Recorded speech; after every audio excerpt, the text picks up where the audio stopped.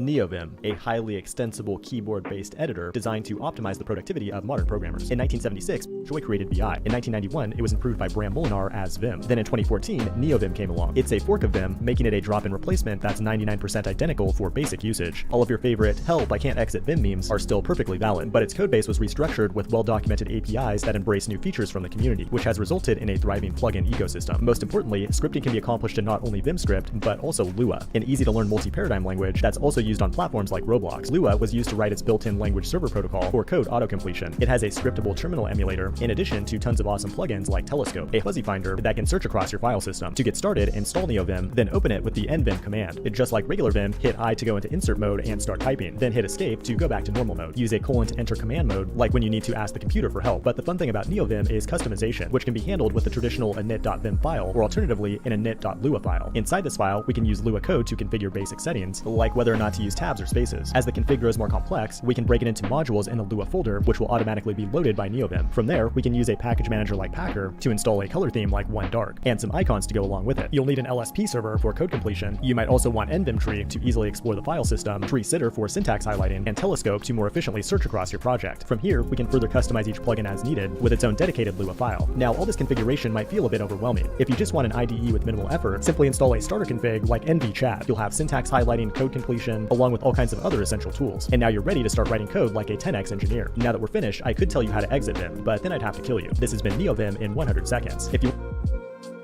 In this video,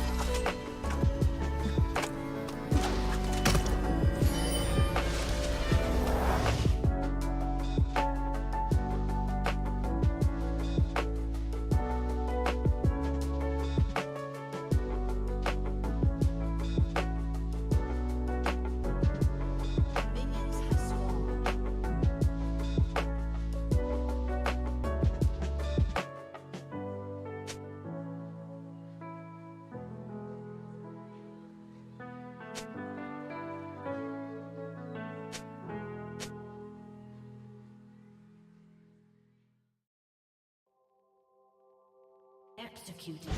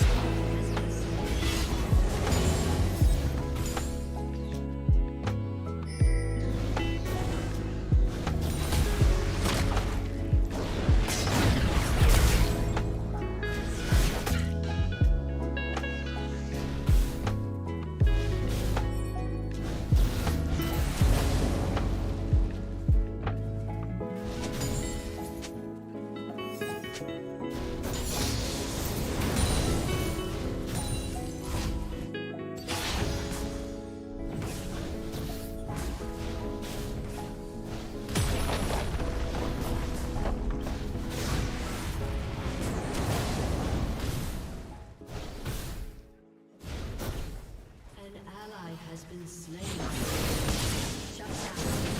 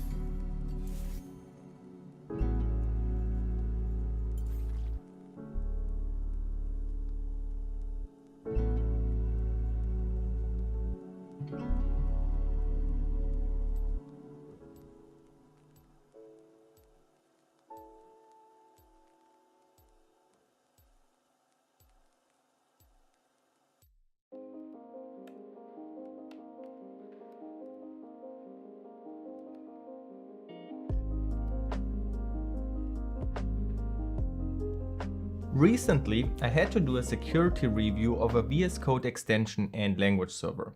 But I know nothing about VS Code extension security. What is the attack surface? What could go wrong? But I need to know this to properly review the code, right? So the question is, how can I do my work if I don't know this stuff?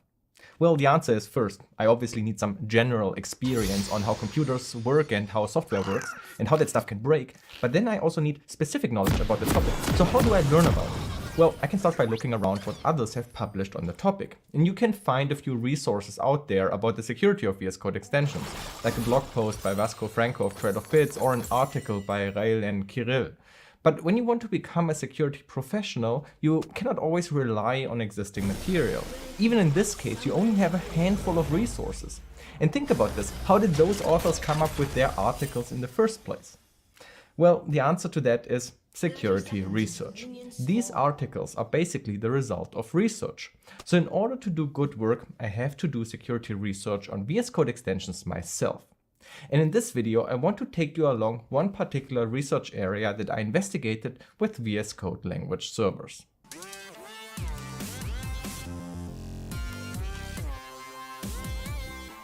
So, what is a language server? Luckily, there's a great guide from the official VS Code documentation explaining it.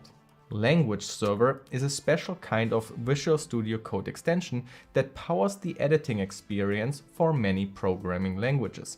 With language servers, you can implement autocomplete, error checking, called internally diagnostics, jump to definition, and many other language features. And here's generally how the architecture looks like. Let's say you want to add HTML or PHP language features like checking for syntax errors or autocompletion. Then you create a VS Code extension to do that. And part of this extension is the actual VS Code extension itself, the language client. It's your code running within VS Code as an extension. But then your extension executes another process, another program, which is the respective language server. And they communicate using the language server protocol. By the way, if you will find the term server and protocol confusing, it just happened so that I made a video about these terms recently, so check out those videos and then hopefully it makes sense. Now this article also refers to a language server sample code, which is a minimal example of how to implement that. For security research, it's always important to have examples to look at. Essentially, we are looking here at a library or framework, the VS Code extension API, and the way how to implement language servers. So you need to know how the library is actually used. For example, from the guide we just learned that the extension executes the language server process. So this library somehow provides code execution, right? But that doesn't mean the library has a remote code execution vulnerability. It now depends on how exactly the language server process is started and how developers use the library, whether it's easy to make mistakes that lead to RCE or it's unlikely to do so. So that's why it's important to have realistic examples of it. And here it is, the LSP sample. From the README, we can learn how to set it up. I don't need to go into the details here, you can follow those steps yourself. Now, let's have a brief look over the structure of this code. Here we have a server, so that's the language server, and we have a client, that is the actual VS Code extension. This extension code is very minimal. On activate, that's like the main entry point for the VS Code extension, it will create a server modulo path, configure the server options, configure some client options, passes it to the language client, and starts it. So this is apparently how executing the server process works. Here we specify the path to the server program, and I guess client start will then launch the process. So regarding our previous question about the remote code execution, is this an issue for this library? Theoretically, you could write some weird code where you assemble the server path immediately based on the attacker controlled data, and that could lead to arbitrary code execution, but it's incredibly unlikely. The extension and server go hand in hand, and I can guarantee you that even without actually checking, in every case, the path is gonna be hard coded. So that's uninteresting and useless for us. Wrong, you are wrong. This is not uninteresting. We just did security research. We identified a potential security issue based on our prior experience. We understood that if this path is attacker control, it would lead to an issue. And remember, our job as a professional, it is to do a security review of some other VS Code extension and language server. Albeit it being unlikely to be an issue, we can still go and check that in our other projects. So all in all, we did good work here. We did what was asked from us, even though it led to nothing. Anyway, let's move on. There's actually another thing I really wanted to look at. But before we get to that, let's look at this example code in action. What does it do? The README tells us how to compile and run and debug this project, so let's go ahead. It will launch a new VS Code instance with our VS Code extension, the client, and it will then execute the server. We can now create a new document and enter some example text. And look at this green line appearing. The uppercase any is flagged. Any is all uppercase. And this is the result of the language server. The language server has a bit more code, but most important is that it reacts on changing content. So when the content of an open text document changes, it will execute the validate text document. And there's a regex where it looks for uppercase words, length of 2 and more. And then loops over all matched words and creates so-called diagnostics. It creates a warning saying that the word is all uppercase. And then it uses the connection between the client and the server to send back the diagnostics about this file, which then the VS Code client receives and turns that into the warnings here. Any is all uppercase. So you just saw the VS Code extension and the language server in action. The client sets up an external process, a server, and asks it to analyze the open code. And the server then can send back information like warnings about the code. It's just a toy example flagging uppercase words, but you can see what it does. So what's next? there's actually one area that I find incredibly important to investigate, and that is communication. That is the important word whenever you have multiple components, especially server and client, that communicate with each other. As a security researcher, you should ask yourself a few questions. First question is, how is the communication done?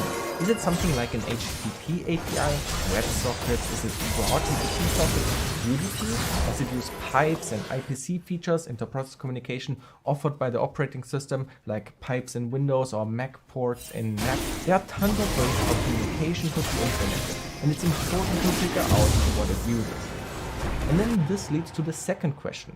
Can an attacker mess with that? So we are basically trying to identify the attack surface. Generally, we only need to review code that can be reached by an attacker, but without knowing what we can reach, we don't know what to review. So discovery of the threat surface is a very important part of security research. And that's what we have to do now. And in the client code, we can actually see here a reference to transport kind IPC, inter-process communication. But what other types of transport kinds exist? I guess it's time to look into the code of the VS Code language server library itself. We can easily find the GitHub repository for the NPM module, which includes the client, server, protocol types, and JSON RPC, the underlying message protocol. If you have a GitHub account, you can hit dot on your keyboard and drop into an in-browser VS Code to now explore the source. In the search, I always like to exclude tests. Tests are a great place to see how developers intend certain functions to be used, but oftentimes I don't want to get distracted by it. I will seek it out when I specifically want to. This leaves us with the main.ts file, containing a lot of if checks for different transport kinds. And you can also find the enum defining the different methods. We have SCD in and out, IPC, pipe, and socket. I guess there's no HTTP API, which means attacks from browsers with HTTP requests are not possible, right? Well, each transport kind may or may not have different risks, whether an attacker can even reach those endpoints or not. Especially IPC and pipes usually are only interesting for local attackers that already have code running on the machine. So we think more about privilege escalations. But regular TCP sockets are still very interesting. Maybe they are listening on our interfaces, meaning that an external attacker on the same network could talk to the TCP server. But also web browsers speak TCP. Well, web browsers speak HTTP, but HTTP is built on top of TCP. And if you have HTTPS before with SSRF challenges, or for example you have watched my GitLab CTF walkthrough, you know that sometimes you can use HTTP or other protocol requests and target other TCP-based protocols and mess with them. So in my brain I start to wonder, what can I do here? But first we need to get a better test setup, which means I want to change the sample code from using transport kind IPC to transport kind socket. Looking around at other examples implementing this, we have to specify the transport kind and a port. And now when we launch our extension, we don't notice anything different. However, using Netstat, we can see that two different processes have established a TCP connection on that port. And using Wireshark listening on loopback localhost interface, filter for the port, we can even observe the communication between the VS Code extension and the language server. So restarting VS Code again to trigger the whole message flow, and then we can find it in Wireshark. And with follow TCP, we can look at the complete TCP exchange. And so here you can actually see the JSON RPC protocol in action.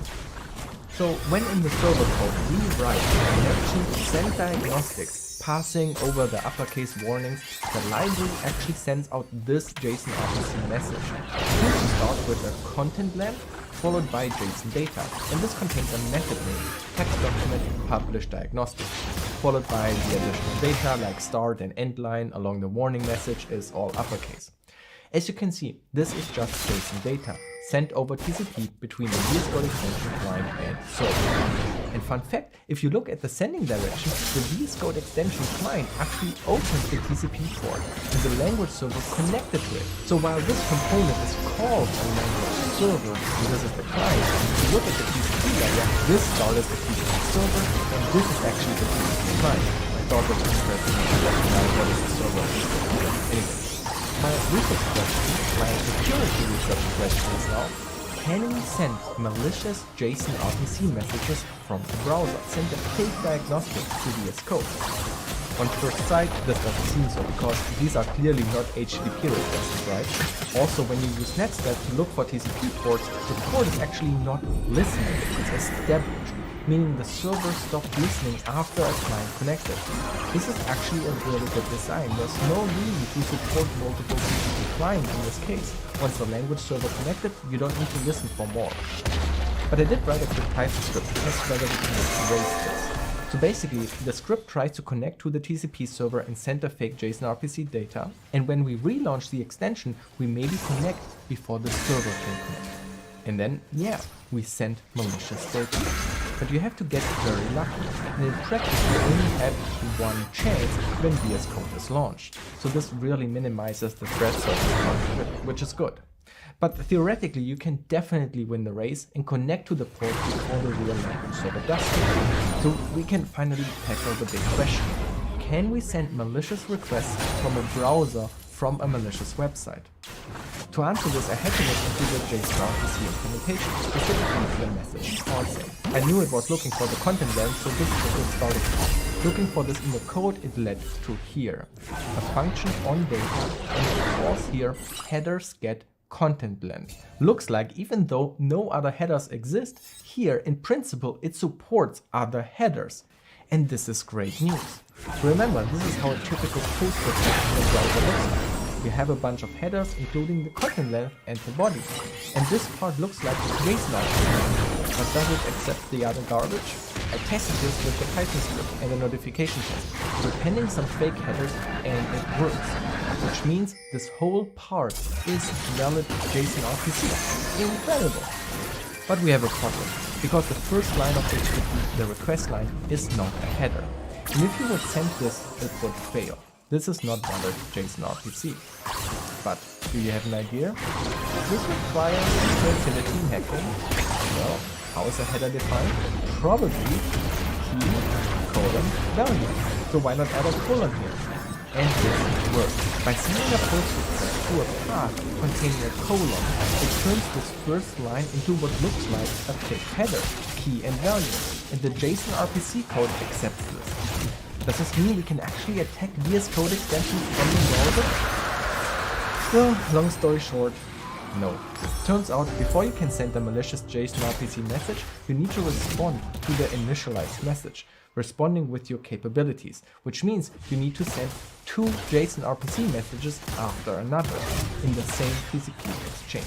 I actually first thought it would work. I thought the browser maybe uses HTTP pipelining under the hood, so two HTTP requests are appended and sent along the same TCP session. But turns out HTTP pipelining in browsers is not really a thing anymore. The option to enable pipelining has been removed. So you can send the JSON RPC response, but you get no chance to send an actual malicious JSON RPC message. Which means in the end, this idea of attacking VS Code language server extensions from the browser does not work. This is failed research.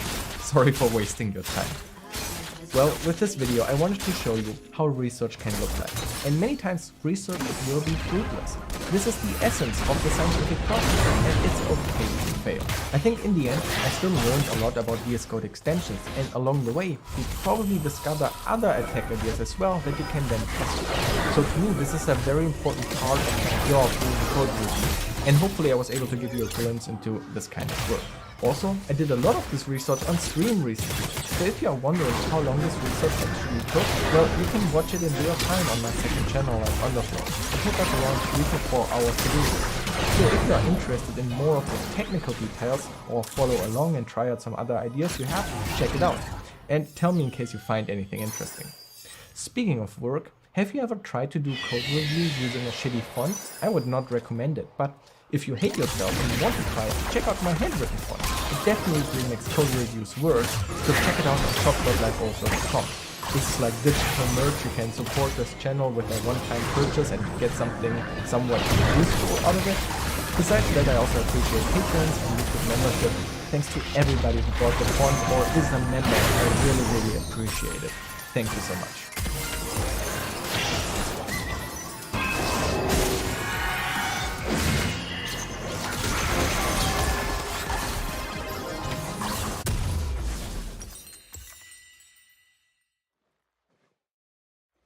we're just going off looks and like her initial like if she can put on the good front, like yeah, I'd probably be interested. The But best pussy on earth is psycho bitches. I've had fun times with girls with mental health issues. Just put it like that. I don't want Like to say where they're psycho trying to bitches. harm you. No. Like, Yes. you know you're No, gonna no, no. get the best pussy you'll ever have is the girls who say, and I've had this happen to me. They go, "You fuck me over. I'm just gonna make up a lie and put you in jail and ruin your career, Zerka." And then I go, "Whoa, you're a nasty fucking bitch. What the fuck?" I seriously have experienced that. I went through that with the girlfriend before this last one. Exactly what you just said. She wasn't happy with the way like our living situation was. I was at work all the time. I was always working, so she decided to cheat on me, right? And so I'm like, okay, well, I caught you. I'm leaving. Like, peace. Matter of fact, no, you're leaving. I pay the fucking rent here. Get the fuck out. And as soon as that happened, she started this whole. She knew I was on probation, so she contacted my probation officer. No, she went and got a restraining order. Women can just say whatever. They can say you hit him. No, this is so fucked up. A woman can go to the cops and say he hit me, no proof, no anything, and put a restraining order out on you, right? Oh yeah, dude, I once got in trouble with a cop because I made a joke where the off-duty cop's like, "Did you hit her, Zerka?" And I said, "I wish I did." It was just a joke, right? No, that never happened. But yeah, no, my biggest fear is like the cops coming to my doorstep over a lie, because people like me who sound comedic, we always sound like we're telling a story, even if we're not. Like I say I hate women and people think I'm joking. Yo, does this make you guys just on a different, totally different topic? I've been realizing this more lately, and it's so weird. Do you guys ever get like awkward or not know what to say when people give you a lot of compliments? Like, does it make you feel like cringy and shit? Yeah, that's like when they sing "Happy Birthday." Yeah, it's that same feeling. Like I don't even know how to respond, because it's like either you gotta like make up Question in chat. Question in chat. Your mom's an ugly whore. One in the chat if that's true for Weston. Okay, go ahead. No, I was wondering, like, does that guys make you feel awkward too? It's just a feeling I've always had my whole life. It makes me feel so fucking awkward when people give me compliments. It could be the most innocuous thing, like nice sneakers or something. Well, no, that's not that bad. But like any type of like personal praise, like, yeah, you're so like, I love your YouTube channel. You're so like insightful, or this or that. I don't know. It's awkward. So. I don't know if you guys ever felt that way. Maybe it's just a lot of ones for Weston's whore mom. Well, I guess it's settled science then. Billy, are you a YouTuber? Yeah, but I'm on a completely different side of the internet. I don't do politics at all. I cover inner city violence, gang violence. Yeah. Oh, so you're a racist. So what I've noticed, yeah, I hate black people. Oh, you're one of those crime statistics guys. What do you mean by that? Like you hate me and my minority class, right? Are you okay? political? So from what I've said, how the fuck did you get that? It's called, that's just Zerka bait. Am I political? Yes, not on my channel.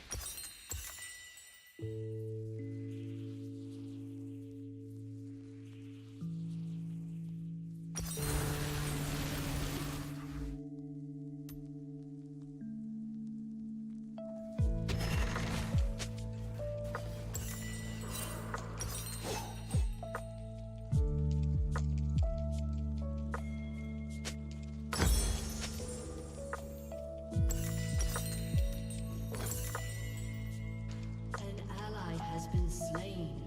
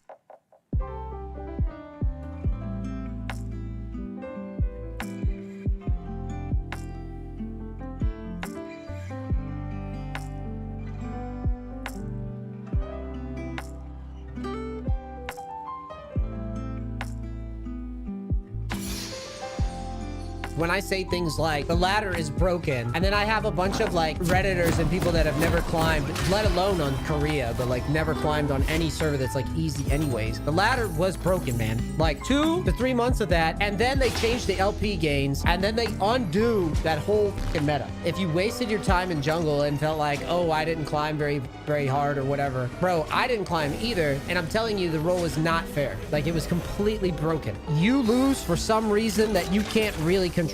When I say things like the ladder is broken, 30 seconds until minions spawn.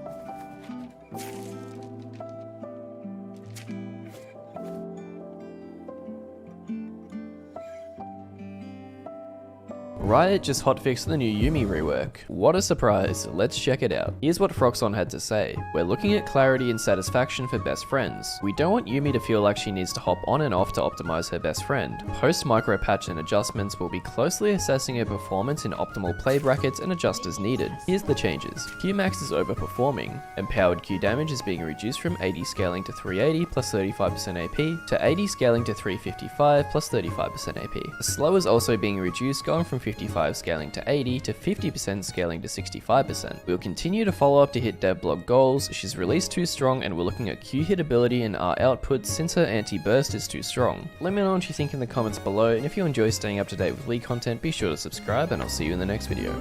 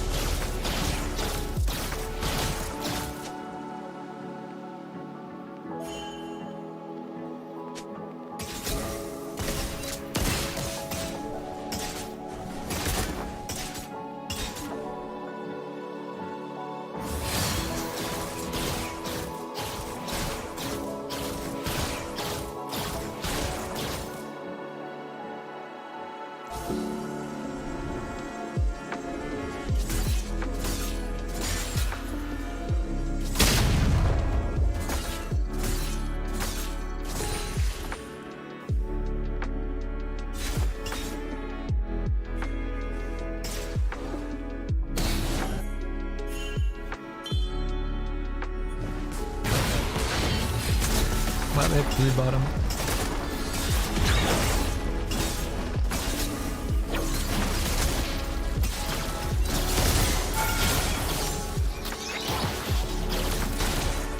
Oh, we don't want to fight this 3v2? Oh, Hecarim got here. I forgot. Hecarim's pretty fast.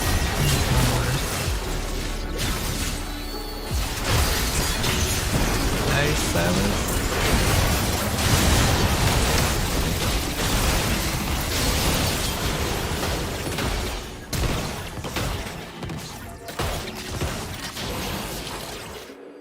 Enemy double kill.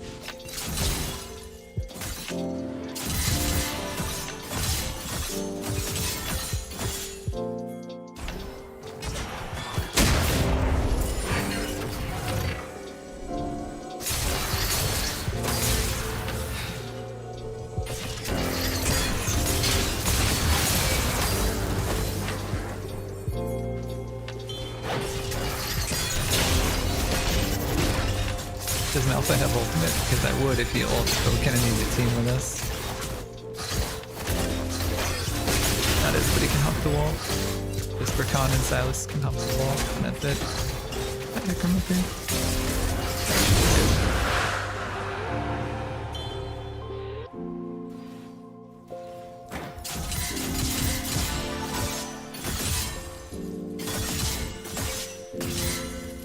I don't want the Darius, he's 2 and 7. Don't ult him. Don't ult him. Don't do it, don't do it, don't do it. Wait for like Pantheon.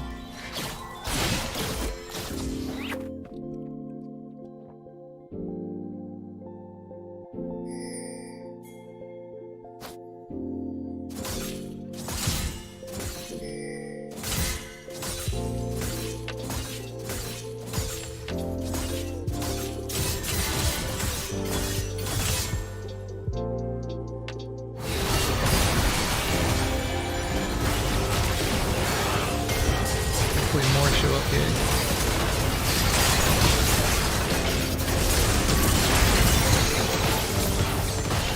Oh no. The Jinx is just destroying us. Oh, Silas, where's that ult? No! Don't go over there. Yeah, if we don't kill Jinx, we don't get these fights.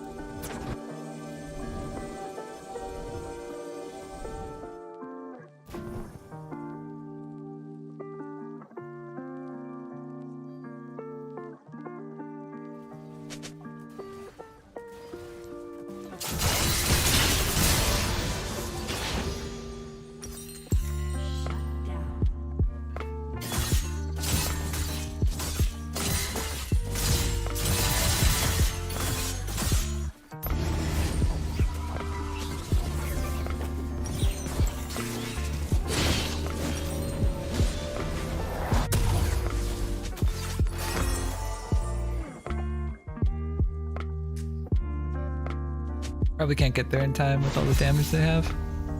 Jinx will melt it. She has Kraken Slayer. Oh,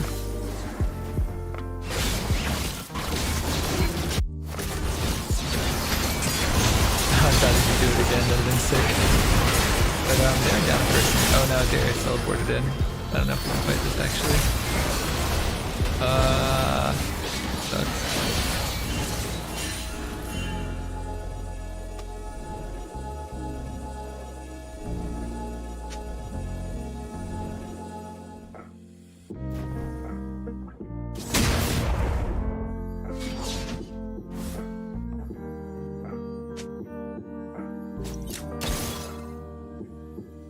I want to fight that 2v4.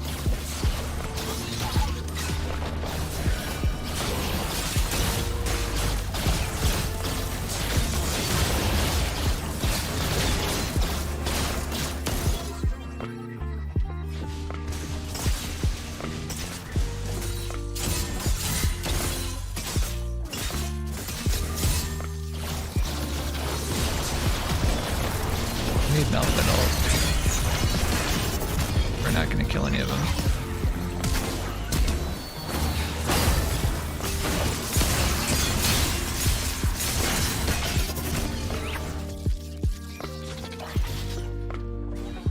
I can't dash to the Baron ranged creep, which sucks.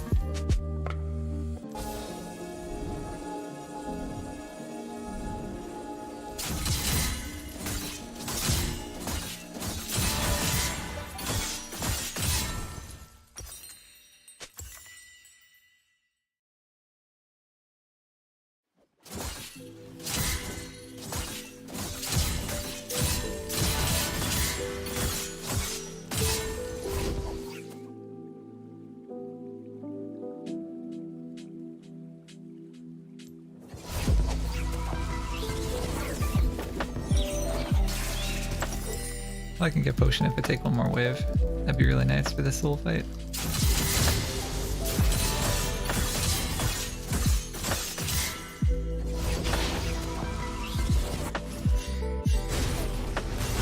What are they doing? Well, I guess that they catch Darius, but he's not very priority.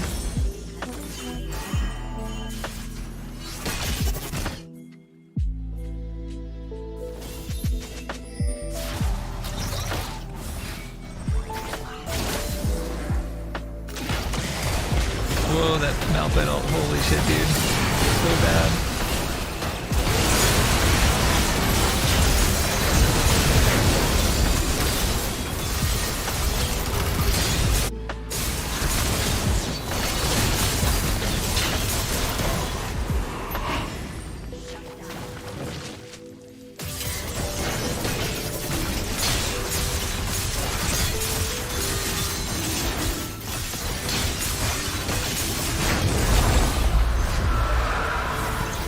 I can just shove from here, actually. Don't need to go home.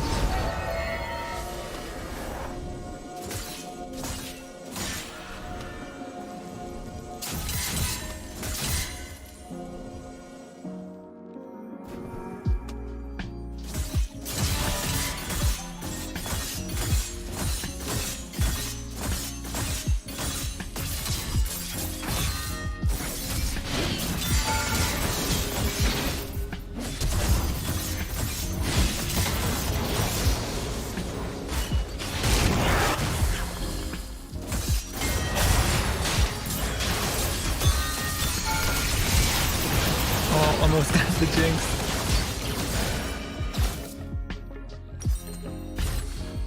I think I need more, not armor, because it's like 1/3 true damage from Kraken Slayer. Like I'm taking almost all true damage from Kraken Slayer and then Darius ultimate, so I don't need armor. I need, I think, just HP. Maybe Frozen Heart would be good actually. I think this might actually be the OP item here. Although it doesn't have any HP, it's just armor. I don't really need the mana either, but it's really good. Maybe Guardian Angel? Yeah, maybe we do that.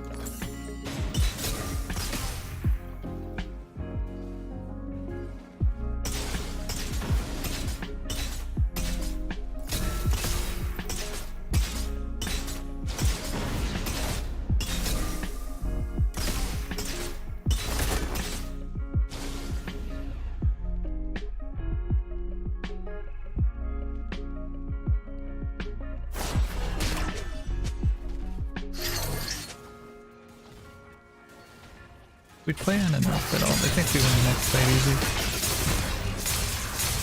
But we need a good Malphite ultimate. Oh wow, Jinx wasted her ult. That's actually pretty nice.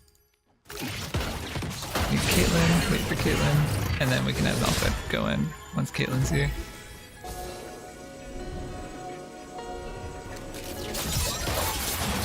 And that's pretty huge. Oh dude, what is that freaking Rakan? It's so greedy. Oh shit. I want to fight under tower though. It's pretty bad. This is freaking the worst fight ever. I don't know why we went on that. Just because I stunned the ADC. Not worth it. Gotta defend now. Give Baron for sure.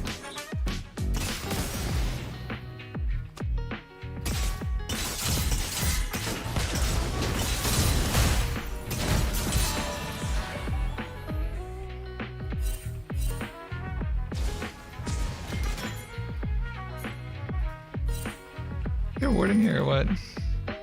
Probably a ward in here. I know there wasn't because he just scanned it.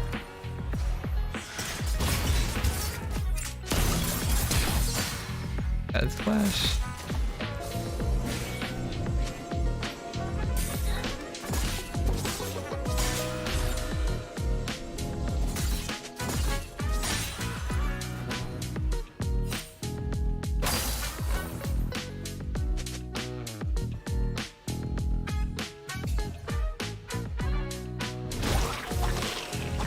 Just need a good Malphite ultimate. All we need.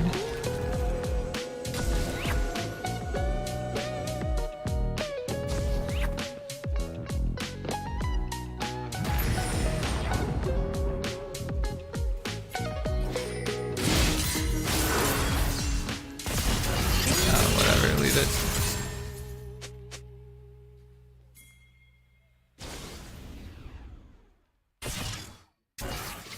Got scanner in 5. They're just not gonna contest this.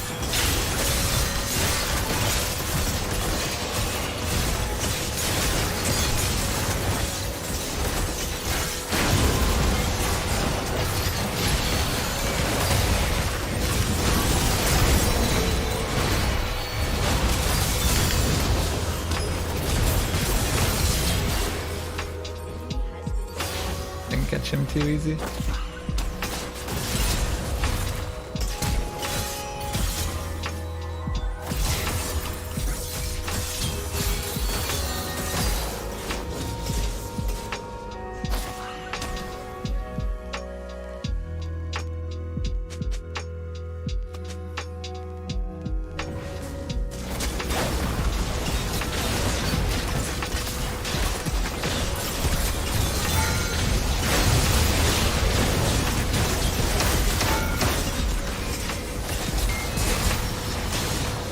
Really hard to kill that guy. Darius is up in a little bit. I think we're fine.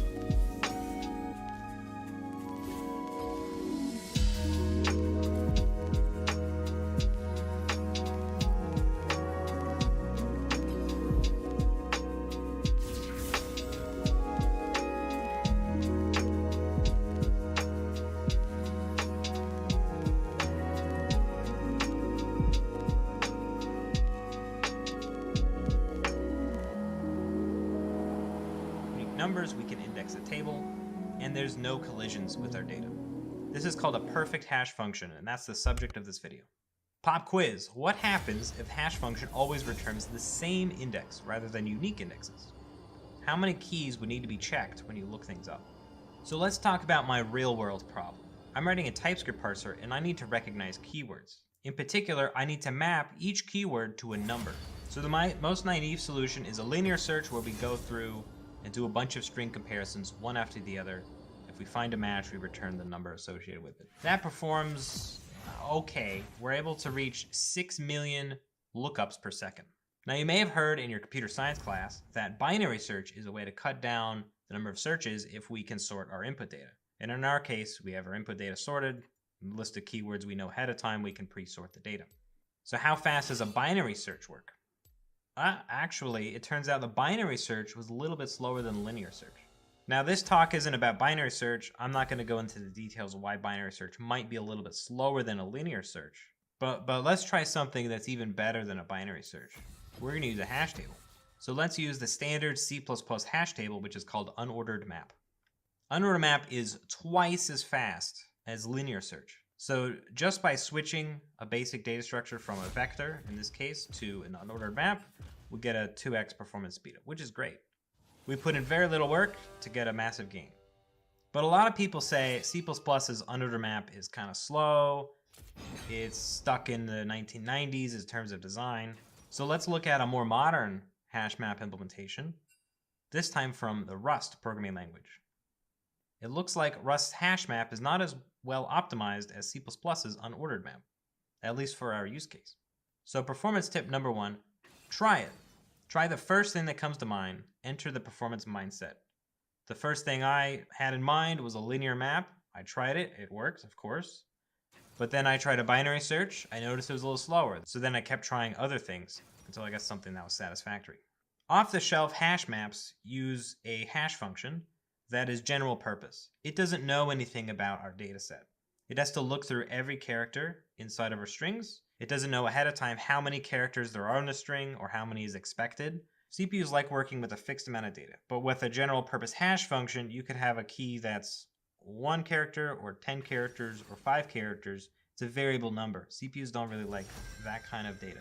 So what we want to do is have our hash function pick a specific number of characters rather than a variable number of characters. That way the CPU doesn't need to do any loops or anything like that. So the fastest hash function that's possible for strings is just taking its length, because the length is information that's readily available. It's already a number. It can easily be used as the index to the table. The problem is the length is not unique.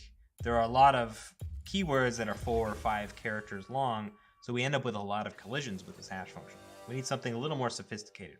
Something that's more unique is taking the first character. But as we saw with the day of the week example, there are still collisions that can happen. So what if we can pick a set of characters that lead to no collisions? Say the first 2, or maybe the first 3. Well, if we look at just the first character, we have some collisions like null and new, both start with N, true and type of start with T. If we look at the first 2 characters, this and throw have a common prefix.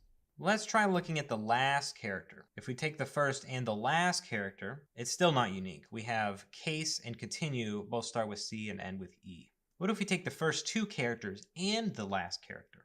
Well, unfortunately, declare and delete both start with DE and end with the letter E.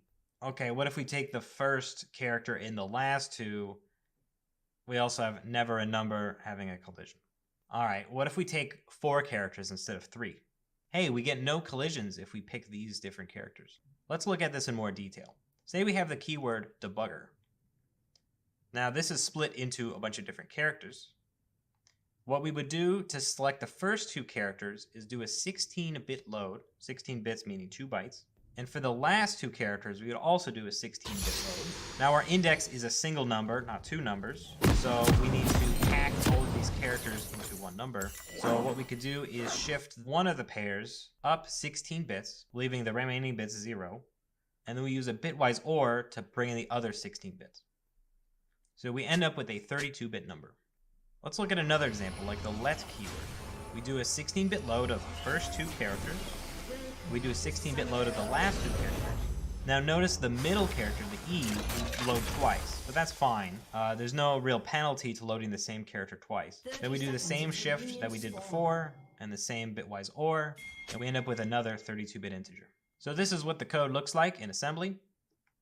We have a 16-bit load. We have another 16-bit load. We have the shift instruction and the OR instruction. So there's no loop involved. All we have to do is load the memory and make it. Now in order to make this work, we need to make sure we don't go out of bounds. So first we need a bound check to have at least 2 characters. Because if you only have 1 character and you do a 16-bit load, you're out of bounds again. So let's see how this performs. We're going to plug this into the standard unordered map and plug this in.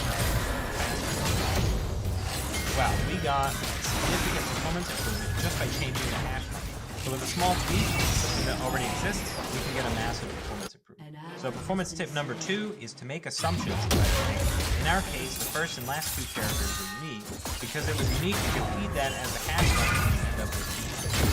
Now, you should make assumptions like data because your data is never random. There's always some pattern to it. In our case, the pattern is there's uniqueness in the first and last characters, and also all of our keys are at least 2 characters.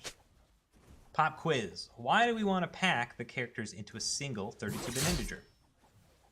And what else could we assume about the key length? So we discussed using off-the-shelf general-purpose hash tables, but because we have some uniqueness properties in our dataset, and because we know our dataset ahead of time, we can use tools to generate code for the hash table and bake it into a program. So let's look at a few third-party libraries.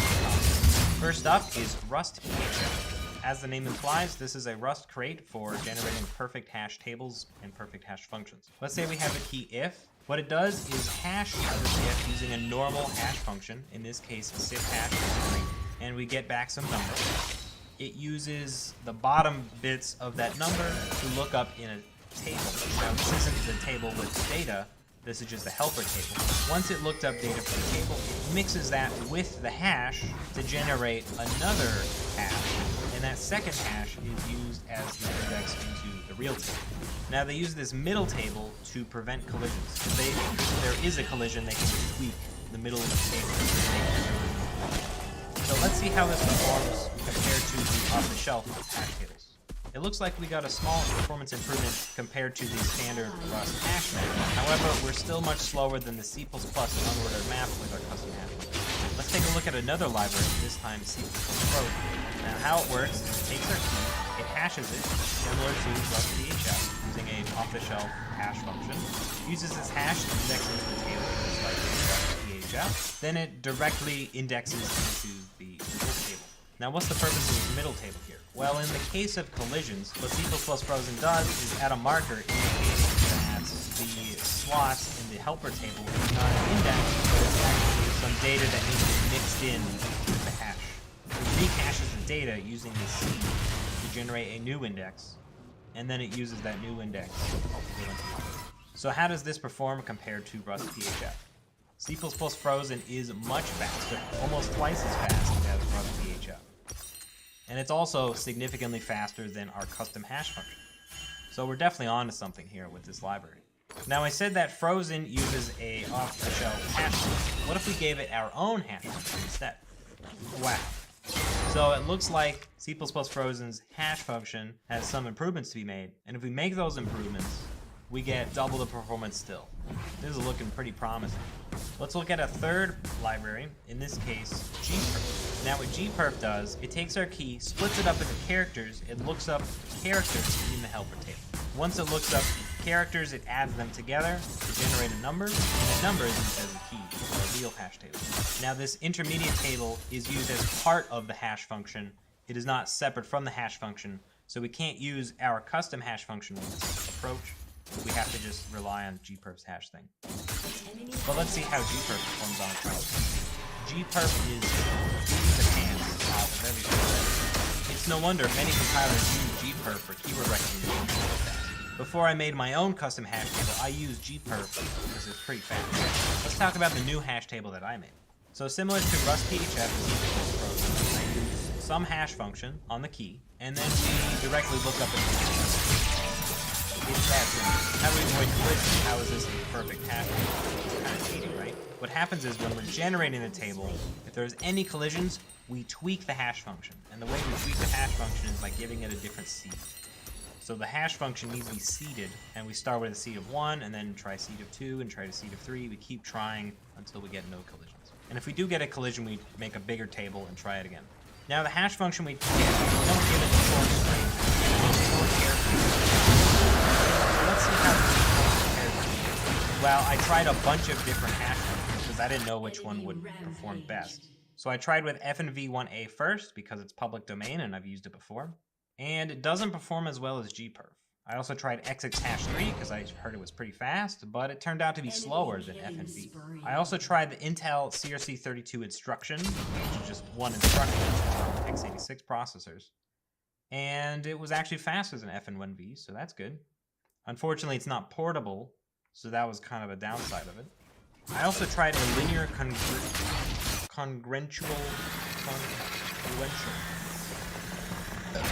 I also tried a basic linear congruential generator as my hash function, and it performed about the same as the CRC32. Pretty good. Now my suspicion is that the CRC32 function performed worse than it could have because I couldn't use the power of 2 hash table. Non-power of 2 hash tables are a bit slower for lookup. So, alright, so let's take the best of these hash functions. Try some more. So I tried the Intel AES instruction, which should mix better than the CRC32. Unfortunately, it performed worse. I guess it's slower. I also tried a clever hash called the Pearson hash. It's kind of like what gperf uses. It uses a separate table for the lookups, but unfortunately this was slower than the LCD. So I'm not getting the performance that I want. We're not matching gperf. I want to match gperf. That's my goal. So let's take a look at the pseudocode for my algorithm. First we do a bounce check, and I think this is pretty fast. It seemed to be like only 2 instructions or so. Next we load those 4 characters, and then we do the hash. So the loading of the 4 characters is pretty fast. It's just 4 instructions, as we discussed. The hashing, I tried a bunch of different hash functions, but I'm not certain that we got the fastest. Maybe that's something we can improve later. But now we have this matches key function, which compares the strings of the keys. And it turns out that's pretty slow. How do I know this? Well, I profiled it. I tried Intel vTune, which is a profiler for Linux, and I think it also works on Windows. It told me that memcomp AVX2 move BE is slow, and it's taking about 60% of my CPU. Now, memcomp is the function I'm using to compare the strings, and the rest of our stuff is taking only 25% of the benchmark time. So clearly, memcomp is the slow part here.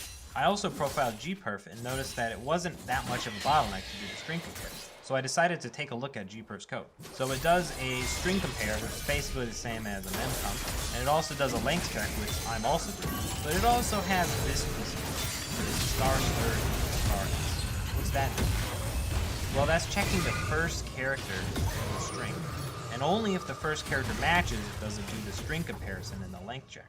So this seemed a bit weird because the string comparison is supposed to do the same thing anyway, right? Thought, well, what's the harm? I'll try it. See how my hash table performs. And we beat gperf. Just like that. That one little thing was all we needed to get a huge 50% speed up and beat the pants off gperf. String that's check code, taking only 25% for, as we discussed. The hashing, I tried a bunch of different hash functions, but I'm not key function, which compares the strings of the keys. And it turns out that's pretty slow. How do I know this? Well, I profiled it. I tried Intel vTune, which is a profiler for Linux, and I think it also works on Windows. It told me that memcomp AVX2 move BE is slow, and it's taking about 60% of my CPU. Now, memcomp is the function I'm using to compare the strings. And the rest of our stuff is taking only 25% of the benchmark time. So clearly, memcomp is the slow part here. I also profiled gperf and noticed that it wasn't that much of a bottleneck to do the string comparison. So I decided to take a look at gperf's code. So it does a string compare, which is basically the same as a memcomp. And it also does a length check, which I'm also doing. But it also has this piece of code, this star third star. What's that mean? Well, that's checking the first character of the string. And only if the first character matches does it do the string comparison in the length. So this seemed a bit weird because the string comparison is supposed to do the same thing anyway, right? Thought, well, what's the harm? I'll try it. See how my hash table performs with this trick. And we beat gperf. Just like that. That one little thing was all we needed to get a huge 50% speed up and beat the pants off gperf. Pop quiz. So we saw that checking the first character made it faster, but why does it make it faster? I also decided, hey, if we're checking the first character and that's faster, why not check the first 2 characters? We already loaded that into memory as part of our hash function, so... Well, it turns out it's a little slower than just checking the first character. I didn't really investigate why, but there you go. Perf tip number 3. See how other people do it. In my case, I looked at gperf to see what trick they were doing to make their string comparison faster, and I was able to use the same trick to get a massive speed up. But make sure to measure, because there might be some technique you copy from somebody else, but it actually doesn't improve performance or maybe makes things worse. Speaking of seeing how other people did it, I also looked at general purpose hash tables to see what tricks I could learn from them.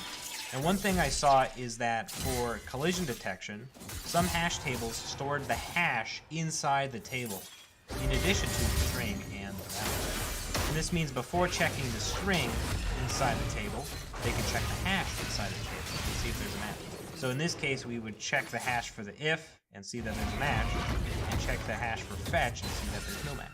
So let's see how this performs compared to checking the first character. And it actually performs about the same. Unfortunately, this approach needs a little bit more memory, so I decided to just stick with checking the first character. So we beat the performance of gperf. What else can we do with our perfect hash table? Well, let's look at our keyword set again. Let's focus in on this keyword, constructor. This is the longest keyword in our set. It takes up 11 characters, which means all of our keys are at most 11 characters. We're using memcomp, but maybe there's a faster way to compare this key with the input key. So let's do a web search. What's the fastest way to compare 11 bytes to 12? Well, our search engine gives us a thing about estimate byte, but then it points us at memcomp, which is the function we're already using. So that's not really helpful. Let's think about this again. What we want to do is compare the input string constructor with what's in the table constructor all in one go. But if we have a small input, like let, we want to treat that the same as if it was constructor. So we're going to add some zeros at the end and compare that with what's in the table, which also has zeros at the end. So now the question isn't how do we compare 11 characters, but how do we load 11 characters and then do the comparison. So let's do another web search. This seems a bit more promising, but there's some buzzwords here like XMM and M256. What are those? On x86 64, there's a bunch of different registers. So the XMM we saw in that web search refers to these 16-byte integers or floats, XMM 0 through XMM 15. Now this can be accessed from C++ using the M128i type. So let's say we're able to load them into memory. Now we want to compare the strings. So how do we do that? Well, let's do another web search. And it takes us a while to find, but we end up with this compy_strc intrinsic. Now what is this? It stands for multimedia, compare, explicitly sized, string, and I can't figure out what the C stands for. Now this is specific to Intel, but I'm on an Intel processor. Let's see how it performs. Now compared to our fastest approach, oh, we get a crash. Well, what's going on here? This is how I was thinking about it. We have the word let, and then we have garbage after the let in the rest of the string. We zero out the stuff after the string, and then do a comparison with the thing in the table. The problem is, if we're near the end of the string, then accessing the remaining bytes is out of bounds, and that can cause a crash. So what we want to do instead is make sure that the input string has a bunch of trailing zeros in it. Therefore, even though we're kind of out of bounds, it doesn't cause any crash for us. Now, if we make sure after we load the input file that we add some null bytes at the end, and we run our benchmark, and better than our inline hash approach from before. So perf tip number 4 is to improve your data. In our case, we were able to use compy_strc without any extra bounds checking by changing the input data to have the null bytes at the end. And in general, the more you can make assumptions about the data, the faster code you can make. And how do you make more assumptions? You can massage your data so those assumptions are valid. Perf tip number 5, keep asking questions. Simple web searches can expand your toolbox. And think about what your hardware has built in, and do some research. Now, while developing the compy_strc thing, I noticed that it requires SSE 4.2. But I want my software to run on older processors where SSE 4.2 is not available. So I developed a version that works on all Intel 64-bit processors. So let's see how that one performs. So it's actually faster than compy_strc, even though compy_strc is dedicated at string comparison.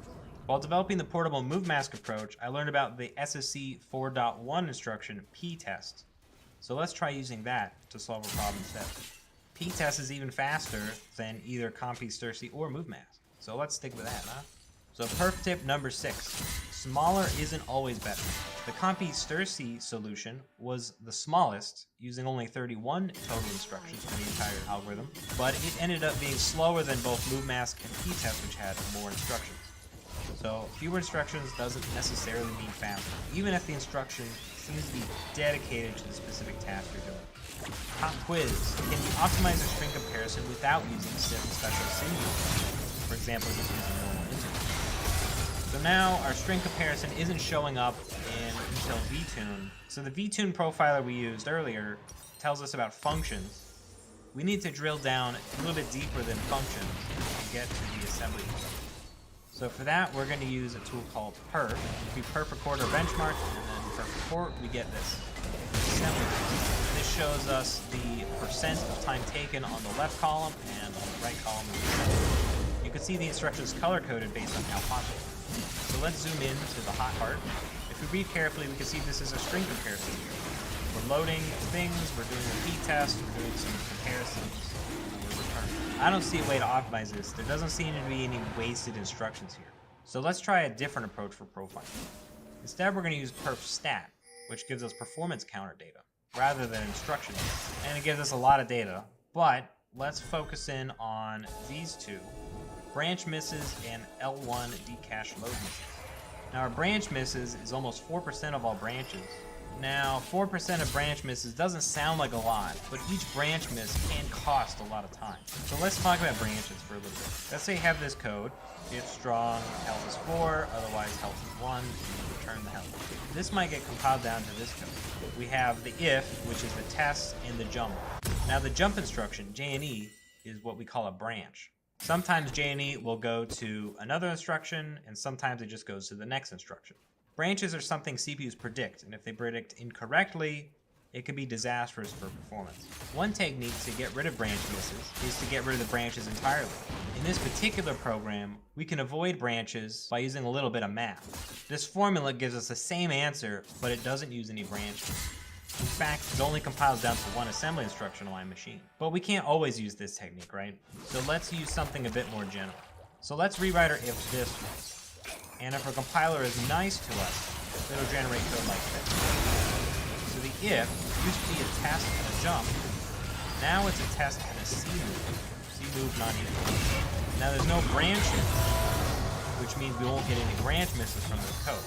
Unfortunately, C++ compilers are very unreliable when using C move, so we often need to resort to inline assembly to get the machine code we want.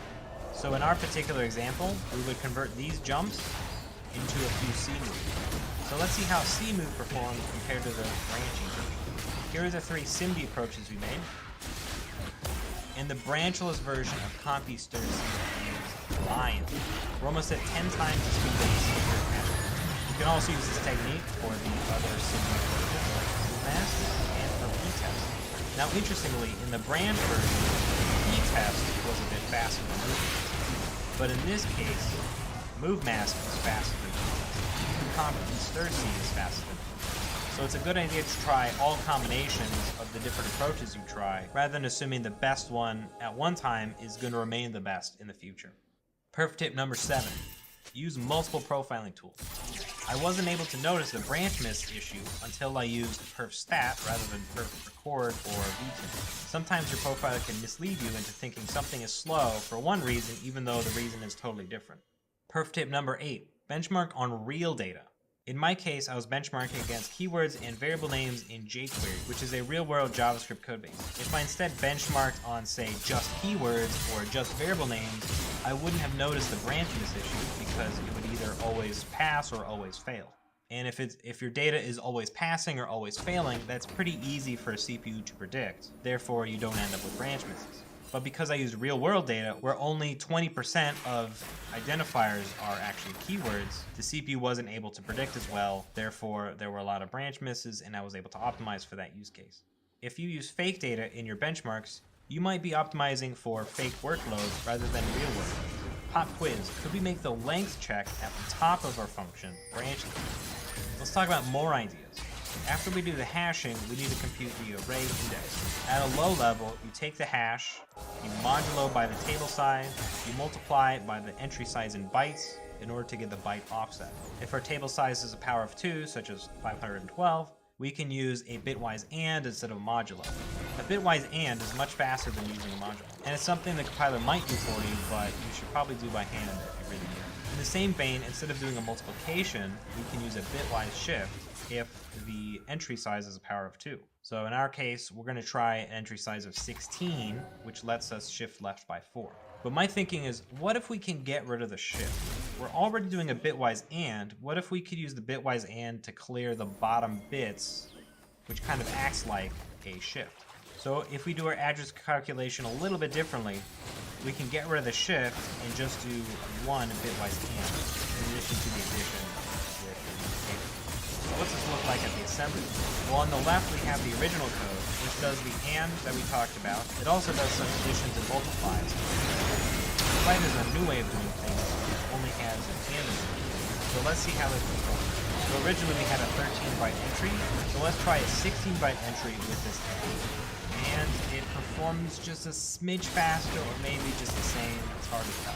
One theory is that we made a bigger table because we had to make the entries 16 bytes instead of 32 bytes. So let's try shrinking the table and seeing if that gives us a point. Well, how do we make the table small? As I mentioned earlier, the way my hash table works is that we try inserting all the keys with a certain hash function. If that doesn't work, we change the seed and try inserting all of them again. And we try that a bunch of times. If we can't fit them in after 50,000 attempts, we make the table a little bit bigger and then try the process again. But what if we just try harder? What if we do more attempts and don't give up so early? It'll make generation slower, but maybe we can get lucky and find a no collision hash table with a smaller class. Here we have a hash table with the default attempt count and ended up at 260 entries. Now, if I crank that up to like 1 million attempts, we end up at 194 entries, which performs the same. So it looks like smaller table doesn't mean better. I mean, it might mean better for memory usage or something like that, but it doesn't mean better for performance. So in addition to those failed attempts, I've had other missteps. I had trouble making compilers generate two 16-bit loads and get those together for the character selection. I also couldn't make compilers generate C-move instructions. That was a real pain. I had to resort to inline assembly, and the problem with inline assembly is it's kind of a black box for compilers, so they can't optimize that much around the inline assembly. Also, the several SIMD approaches that I talked about, I had to write like 20 versions of them until I got something that performed well and didn't have a bunch of crashes. In particular, generating the mask that took the input string and removed the extra stuff at the end, that was kind of tough. Fortunately, while I was developing it, I learned about the p-test instruction because Clang generated p-test for one of my mask generation approaches. Even though I did struggle making the implementation, I did learn something by virtue of Clang optimizing my code. So I did all these optimizations and then realized actually my length check wasn't working properly. I had to go back and rewrite a bunch of the different approaches to make sure they were doing the length check correctly. And I had to do the length check slightly differently for each one because of the nature of the string comparison algorithms. So perf tip number 9, keep trying new ideas. You will hit a lot of dead ends, but you will learn things as you go along. Winners don't give up. Pop quiz. What ideas do you have for my perfect hash table? I myself have more ideas to try, but performance is good enough and I've been hacking at this for 2 weeks, so if anybody wants to try these ideas, be my guest. So let's take a look at those pop quizzes and see if we can answer them. So the first pop quiz, what happens if the hash function always returns the same index? How many keys need to be checked? The answer is bad things. All values are put in the same bucket, and the hash lookup function needs to check every single bucket to see is there a match. Lookup devolves into a linear scan for both hits and misses, and it's probably slower than blasting through an array. Next pop quiz, why do we want to pack the characters into a single 32-bit integer? The answer is that some hash functions, such as Intel CRC32 instruction, work efficiently on 32-bit registers rather than being fed 1 byte at a time. What else could we assume about the key length than the minimum size? Well, the longest keyword has 11 characters, and that means we can exit early, just like we exit early if the length is less than 2. It also means that all the keywords fit in a 16-bit SIMD register, and we tried doing this and it gave us some pretty good speedups. Now, why did checking the first character ourselves make a lookup 50% faster? I'm not 100% sure on this, but my guess is because of the early check on lookup failures, which are 80% of the time, we could avoid calling memcomp. And memcomp is pretty cheap, but it's not as cheap as an if statement. Next question, can we optimize our string comparison without using special SIMD instructions? Well, the answer is yes. If what we do is do a memcomp with exactly 12, all compilers will generate a 64-bit load followed by a 12-bit load. And we could do the same technique and do some masking, so let's try it. Here's our fast branchless SIMD approaches. And without using special SIMD instructions, we almost got the same performance as our p-test approach. That's pretty good. Could we make the length bounds check branchless? Well, the answer is yes, but we gotta be careful.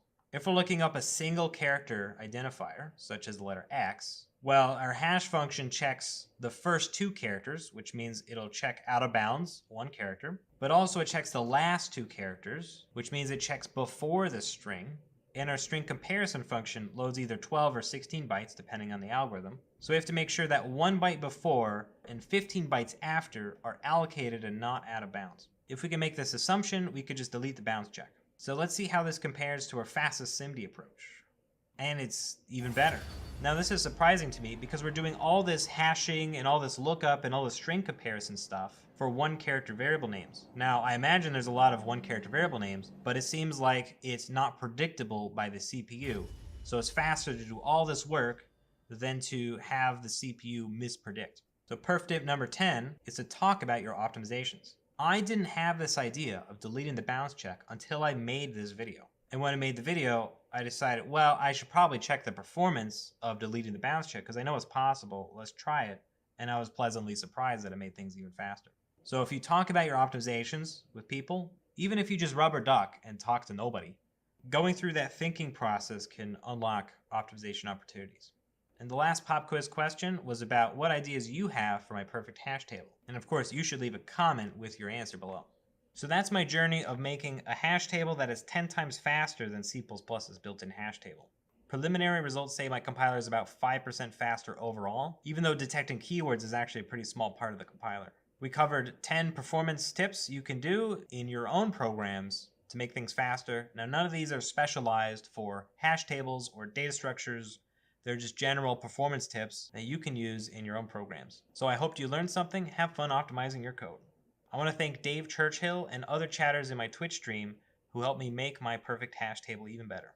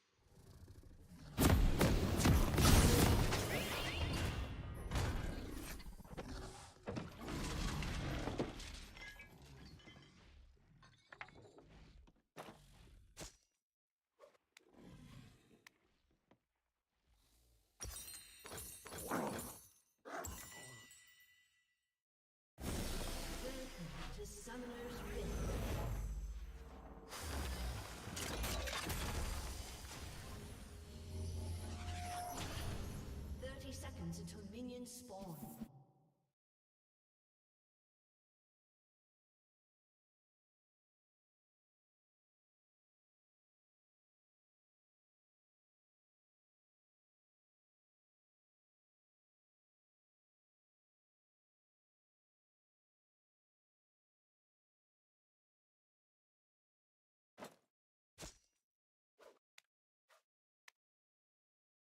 Minions have spawned.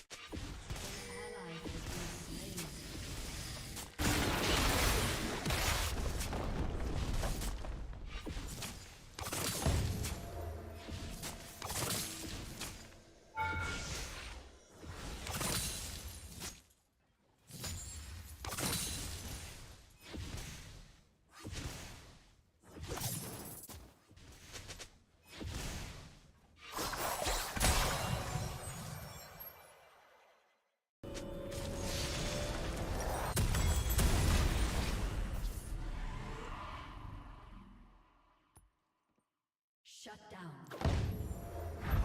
Executed. An enemy has been slain.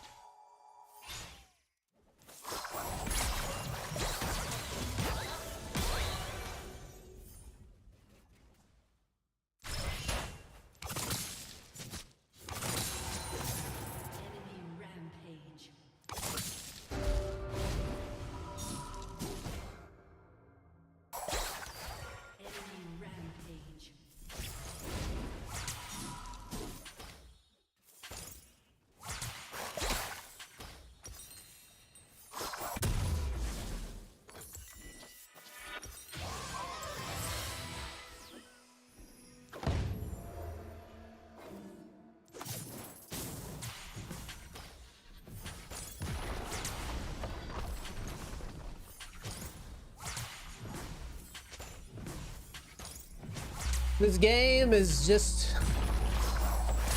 It's too easy, boys. For old man, sleepy niece. At the ripe age, the ripe young age of 34. Nobody is good as this man, this beast. I don't even look at the chat. I don't even acknowledge you, chats. I'm sleepy niece. And I'm sleeping. The fact that you haven't signed up to be a sub to the stream or on the Patreon means that you suck so much ass grease. Why do you think? Oh, I'm sorry. I spaced out. Okay. Sure, you analyze, but it's not about bitching. You don't care about other if you're competitive. I know about that. I've competed in the dog sport. The dog sport? The fuck is that? I just think you should be better than bigots. I can understand your view to some extent. This is my view, bitch or not. I see his negative energy. Because I mean, I guess in a way it could be seen as that, but like, not everything's like, dude. That's where we agree to disagree. I think. I want you to look around the sports world and you tell me any motherfucker that has dominated the sports world that didn't have a bit of an ego problem. Now, I'm not saying that ego problem is always a good thing, but I think it would be very disingenuous to sit here and tell me that that the players that are really good have no ego. I can think of a lot of league personalities that are in the pro scene that seem very chill now, but that's only because you don't play games with them. You don't know. Yeah, what's the dog sport? I don't know if we're about to get shit on by Yuumi or not. This will be my second dodge if I do it again. It's a 30-minute timer. I don't want to do it. I have a decent matchup. I'll play it. I'm gonna regret this. Amumu's such a low win rate jungler. I'm gonna regret it. All right, we're in it though. Let's try to snowball first. Well, he's AFK. That's a shame. I should have dodged. I already feel it. The guy locks Amumu. AFK's level 1. With God tier invade. And reverse a Jarvan and a Malphite. I don't think my matchup offsets this. Maybe we'll get lucky and get another remake. And my matchup's good, but the problem is, even though my matchup's good, I don't know if being good at this matchup will offset it. When I've got a Jarvan running around.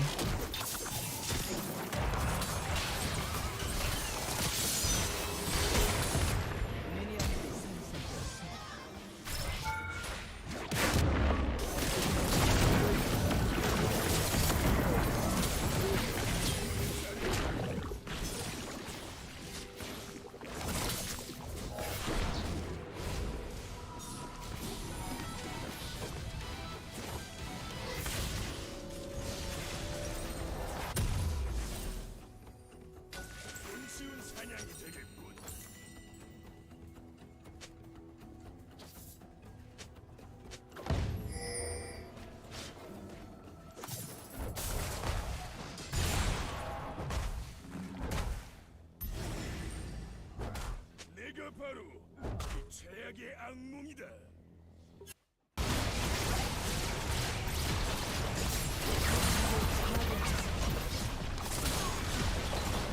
fucking god.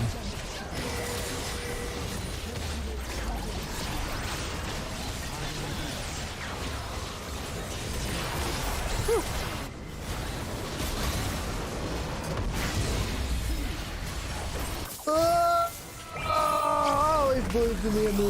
I don't know what the fuck you guys are talking about. I always had faith. I never doubted him. Yeah, Jinx was like in front of the fucking Nexus, like 1 bajillion APM. Jinx was like, should have given me a shutdown.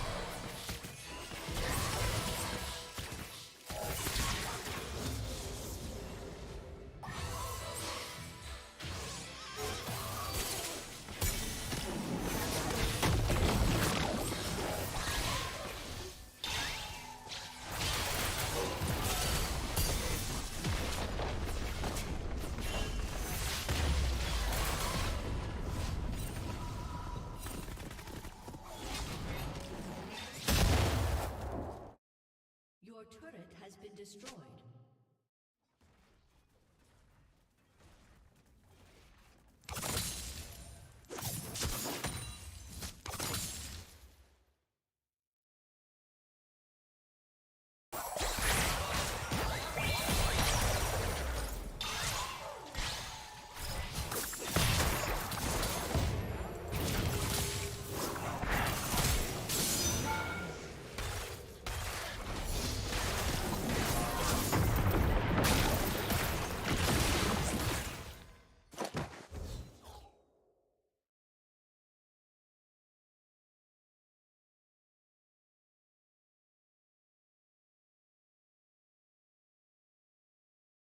Say our cursor's on line 13 of this file, and we notice a mistake 13 lines below that where it says builder.setCertificateChain file. We realize the function's actually called setCertificateFile instead of setCertificateChain file, so we need to remove the word chain. In traditional Vim, there's two main ways to do this. The first is a search, so I would do /chain, enter, press N 3 times. And now I'm there, and from there I can just do df_ to remove the word chain. That's one way to do it. Another way to do it is to jump down 13 lines and then use the F motion to find occurrences of the letter C, and then just iterate until we get to the C that we want. So for that, it'd be 13J, and then FC. That's not the C we want, so we're gonna do semicolon. That's not the C we want either. Semicolon again, and finally we're at the C that we want, and we can do df_ and delete the word chain. The first option I showed you is actually 8 keystrokes, and the second option is 7 keystrokes. Now let's check out a NeoVim plugin called Leap that allows me to do the exact same thing in only 4 keystrokes. When I initiate a search with Leap, it's going to want me to specify 2 characters. The first character is a character that we want our cursor to land on. The second character is a character that we need to see in that order. So in this case, it's going to be CH. And of course, there's going to be a lot of occurrences of CH in the file. So Leap uses some of this label to disambiguate where I'm trying to go. So if I do S and then C, the first character, you can see it already has some labels on the screen. And it has a label for every place that a C occurs, because it doesn't know what that second character that I'm going to type is.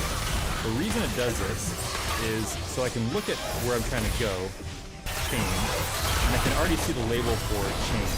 And that label is not going to change after I type the second character.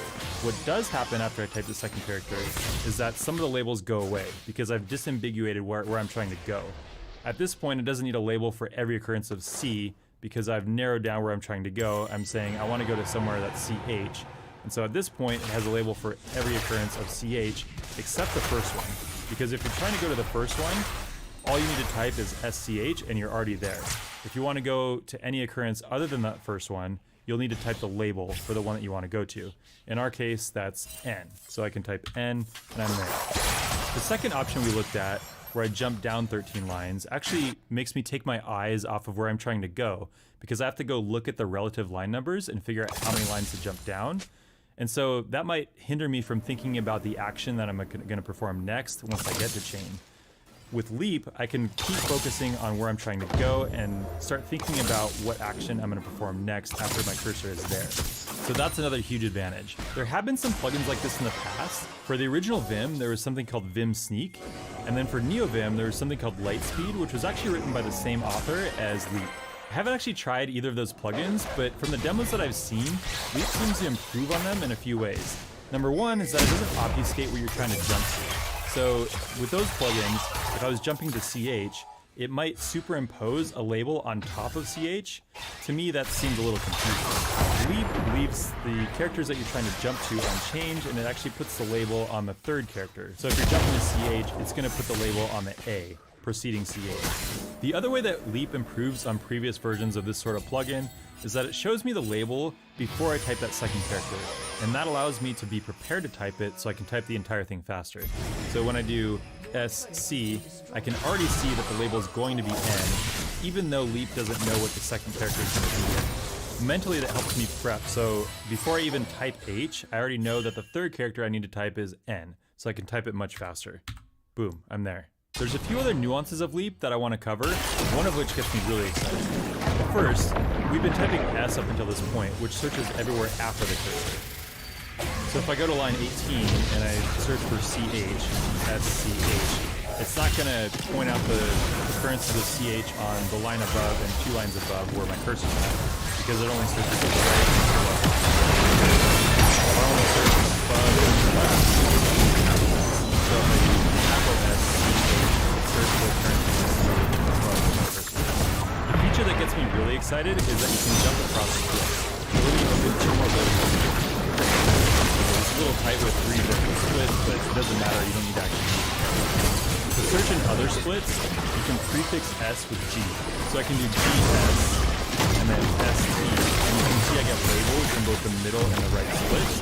So I can just pick whatever label I want, and I'll jump to that split, to the location I'm trying to go to.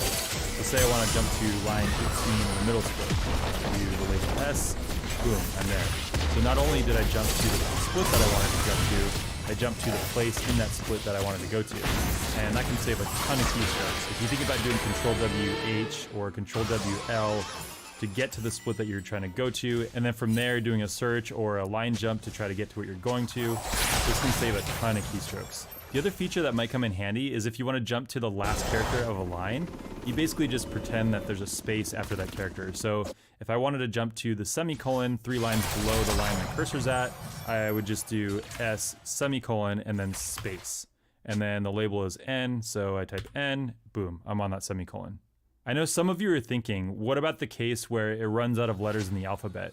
Well, it has you covered there too. I haven't actually seen this scenario arise in practice, but it's easy to come up with a contrived example where we have like many occurrences of the same pattern. Say I want to jump to an occurrence of CH and I have a bunch of occurrences of CH before the one I'm trying to get to. I can do SCH, and you can see some of the labels are red and some are blue. This is the concept of groups. So there's groups of labels and you can cycle between them using the space and the tab keys. The labels in red are the ones that you're going to jump to if you type the given character. So if I were to type the letter X, I'm in one of the occurrences of CH in that first group of targets. If I do SCH and then space, you can see the second group of targets is highlighted, and I can jump to something in that group. Again, space and tab go back and forth between groups. That's a quick rundown of the Root plugin for NeoVim. I'm pretty excited about this. I'm curious what all you think. Let me know in the comments whether you think this is a great plugin or whether you think it's redundant. Maybe there's something better that is already out there that I don't know about. Let me know in the comments, and I hope you enjoyed the video. Thanks for watching, and we'll see you in the next one.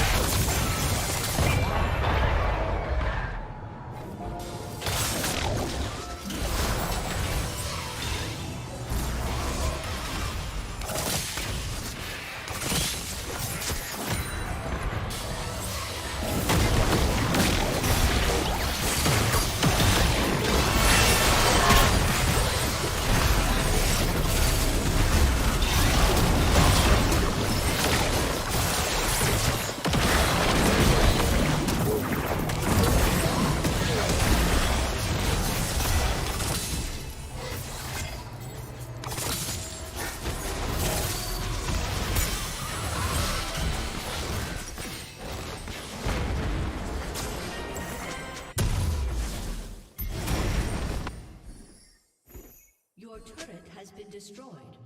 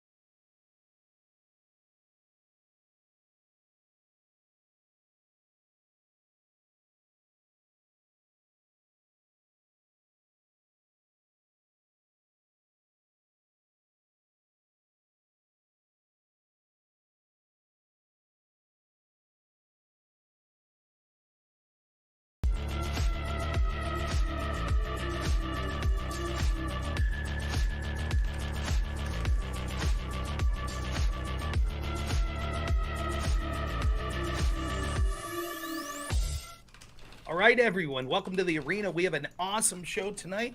Good panel of guests. The topic is going to be, has the media become the enemy of the people? So there's going to be a lot of good stuff going on. If you're listening to one of our great panelists on their channel, if you come to the Crucible's YouTube channel, we will take super chats to be able to ask any question of any of the panelists or the host. We will also have an opportunity throughout this show. If you're on the Crucible, you'll see the mods will be putting a link to their Discord channel where you can get vetted in the voice channel there to be able to do call-ins. You'll want to get in line early. I'm sure we'll have a lot of people that want to call in tonight's show. So looking forward to it. We'll be right back with all of our guests. Theodore Roosevelt once said, "The credit belongs to the man who is actually in the arena, whose face is marred by dust and sweat and blood, who knows the great enthusiasms, the great devotions, and spends himself in a worthy cause, who at best, if he wins, knows the thrills of high achievement, and if he fails, at least fails while daring greatly." All right. Thank you so much, everyone. We're going to jump right in. First thing I want to do is give everyone a chance to introduce, say a little about themselves and where to find them. You'll also be able to find links to all of their channels. I think almost everyone on this panel either streams regularly or is involved in that link in that community regularly. So check out all the panelists. Let's start. Let me rearrange people to get the right people on the right and the left people on the left. Let's start with on the top left. Let's go with Destiny. Go ahead. Tell us a little about yourself and where we can find you. Hey, what's up? My name is Destiny. I stream kind of progressive politics on YouTube at youtube.com/Destiny. All right, thanks so much. Next in the top center, Drone Tech, go ahead. Hey, yeah, I'm Drone Tech. I'm on YouTube. I make sort of angry video game nerd, nostalgia critic style, or at least I attempt to, videos kind of calling out the media for, you know, spreading misinformation or lying or whatever. I post almost every day, so go and check me out. It's just at Drone Tech. All right, thanks so much. Next on the top right, most of the Crucible audience will know him as the founder of the Crucible. Thanks so much for being here, Andrew. Yeah, thanks so much for having me. My name's Andrew Wilson. I'm the host of the one and only Crucible. Appreciate everybody coming out tonight. All right, thanks so much. On my left, go ahead, Lonerbox. Tell us a little about yourself. Hey, I'm Lonerbox. I make progressive video essays, and I also stream on Twitch. You can find me under that name on YouTube, Twitch, Twitter, all those things. All right, thanks so much. Next to my right, Zen Shapiro. Hey, Zen Shapiro. I'm also the host of the Crucible. We don't go by co-host because we never co-host together, but we each are the host of the one and only Crucible. You can find me on Twitter as well. Just search up Zen Shapiro. I do have a YouTube channel that I don't really post to, but yeah, just search up Zen Shapiro. That's where you find me. Well, that's cute. Are you guys like a cooperative? Is that what you mean when you never co-host? Or? No, we're not we don't co-host together. We just host the Crucible. Kind of like Take any shit from somebody with blue fucking hair, Destiny. I was just asking. There's nothing what wrong do with you think you're gonna take shit from someone with blue hair? It's going to fall apart already. That's all right. Next on the bottom left, from Parts Unknown, CIA asset, probably waterboarding someone in the background as we speak, Dylan Burns. Go ahead, tell us a little about yourself. Hi, my name's Dylan Burns. I'm a progressive political commentator. I'm also an amateur war journalist. I'm doing some journalism in Europe. Going to be going to Ukraine soon. Released a new piece on how Ukrainians are fundraising money by writing messages on bombs on my main channel, Dylan Burns TV. Hope you guys go check it out. And lastly, in the bottom right, thanks so much, the first return guest to the arena. Thanks so much, Casimir, for being here. Thank you. I'm a Hoppian anarcho-capitalist commentator. You can find my commentary on Twitter under Free Casimir. He's like trying super hard at StarCraft while giving his introduction about himself. It's so funny. Everyone in the debate is like paying really close attention, looking at the mic, but Destiny is like, you see the hardcore game and his focus is like intense. I can't imagine playing StarCraft while having a debate like this. Like, okay, Factorio I can understand, but StarCraft? Jeez, I mean, maybe if it's muscle memory for him, like he knows the build paths by heart, right? And how long everything takes. And he's like, oh, I'm countering that build, so I'm doing this. Maybe he just knows it. It's so funny. It's even super tryharding. Look at his focus. His gaze is so intense, dude. Look, I'll switch it to this. You can see his gaze is just like, and everyone else is like, just, they're entirely present in the debate. That's all they care about is having this debate. I'm a Hoppian anarcho-capitalist. I believe in free societies of free men, the free interchange of floating rate currencies, competitive cryptocurrencies are what I'm really into. I think that the banks have done disservice to modern society with their manipulation of interest rates. The Federal Reserve being the key player here, they're ridiculous. I don't know. I love anarcho-capitalists. Ayn Rand boys. I'm an Ayn Rand boy.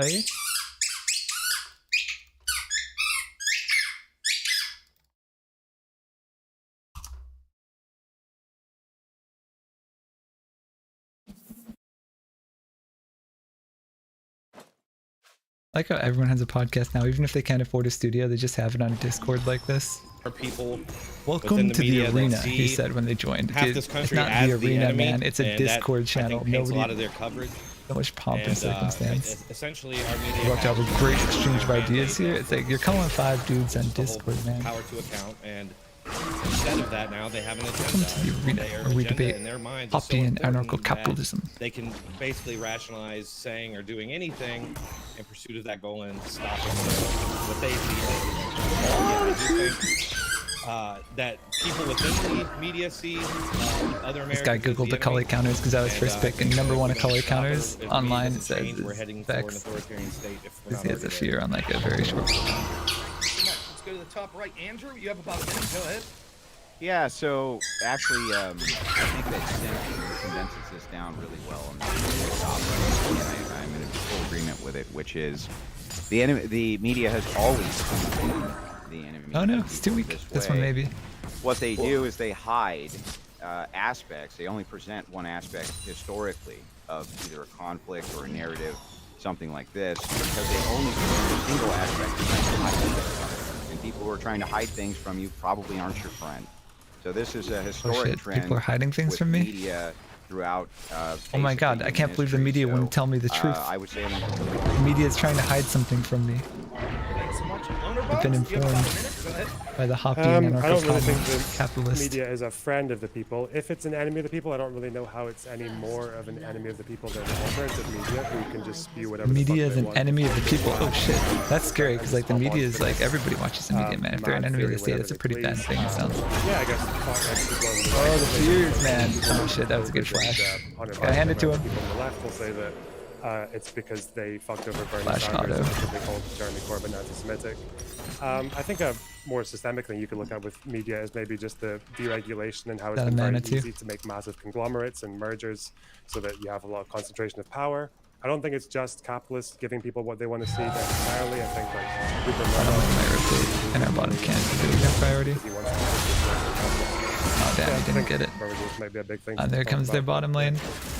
Both their bottom lane. That Next, sucks. let's go over to my right. Zen Harry Shapiro. Draven can't rotate yet. A whole wave there, man. You should have checked The first. enemy of the people, I think we need to identify precisely what that Should is. have checked I would first, argue man. that it's nihilism, and I wouldn't also reduce the media to just the news media. I would include, music, movies, sports, video games, all that stuff. I consider to be media. It all pushes this nihilistic and frankly hedonistic message Whoa, to the movies masses, too? to where they lose Pushing purpose, hedonism. they lose kilos in their life, and their rejection of an ultimate purpose, an ultimate truth, leads all of their beliefs to just be arbitrary. The media is rejecting ultimate relative, purpose. opinionated, so they're not actually able to make arguments. They're not able to make any positive claims about anything because I guess it always just falls back to it's my opinion versus your opinion, and we're either going to agree to disagree or whatever, or I guess just might be true. So it's very problematic. It's always, I think I agree with Andrew that it's always been, the media has always been an enemy of the people, but I think it's important to identify precisely what that The media has always been an enemy of is the people. and where it's going to lead us to. And right now, most of society is very materialistic, attached to their physical possessions. They don't really look towards any further purpose, any metaphysical purpose. That's why we don't see people having children. We see the birth rates collapsing. And these problems are going to rear their heads a lot more in the future. I think we're just at the tipping point now. But I think the media and its effect on the masses really drives this. So that's it. All right, thanks so much. Dylan Burns, go ahead, you're next. I think like the question itself, like, is the media becoming the enemy of the people? Like, kind of like implies a change. Like there was something that we used to have like a pure media, and now like the media is evil. Where I think a lot of this is going to come towards like, well, the media has cherry-picked its information or it has lied to you. Oh, But that type of stuff has been going on forever. Topic I must be mean, the media. the advent of yellow media was during the build-up. I don't know to why he goes on these panels, they're so lame, but I can see why he plays video games during them, because I wouldn't care either. Some are real, but I'm a lot of them definitely were not going to give fabricated 100% brain and power to a stories panel in like order to this. encourage the U.S. public to invade. And throughout U.S. history and German history and history of countries all around the world, stuff like that has happened, either because of the personal interest of the media outlet or the interest of the state trying to manipulate the media to be in their interest. But that doesn't mean the media as a Jungler whole got a is the kill. enemy When of did he the get a people. kill? Oh, I top think lane. this means We that lost people Dragon who for it, practice but good he at media least got a literacy kill. and need to make sure that they're. I don't care about these guys' introductions. Maybe I'll listen to the debate though. I would kill this guy. I would 100% kill him. Where did he go? Oh god, he's right here. He's right here. We kill this. We kill this. Let's fucking go!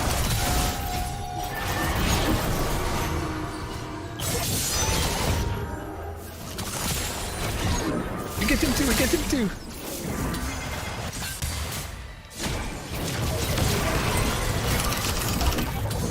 Yeah, let's go!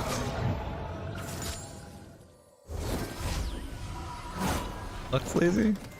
Lux support is probably following the Thresh roam, right? So she'll probably laser here. Think I'm recalling her. We'll see though. Because she's not bottom.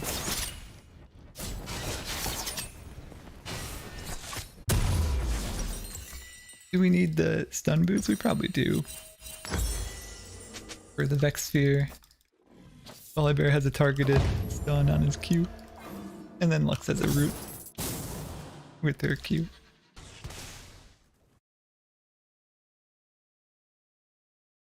Do you believe?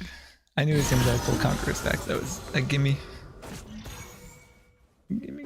Okay, that's all the shutdowns too, because I think Volibear had a shutdown that we collected. Yeah, 150 bounty.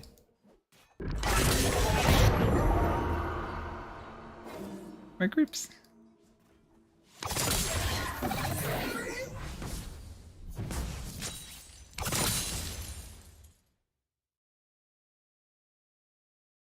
I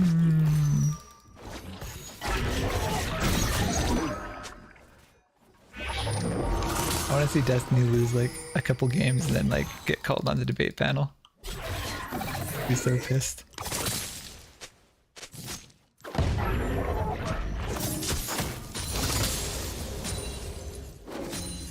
Got him. Oh no! I must follow the roam. He's probably screwed. Vex is gonna try to follow me. Yeah, he just warded and saw me roaming up. Is he gonna follow? No, he's not gonna follow. So if there's no fight happening, I'm not gonna go up there either. Ward that and go. Dodge the Vex ward, because the ward can see to about here, but it can't see me if I walk around this way like I just did. Don't really want to.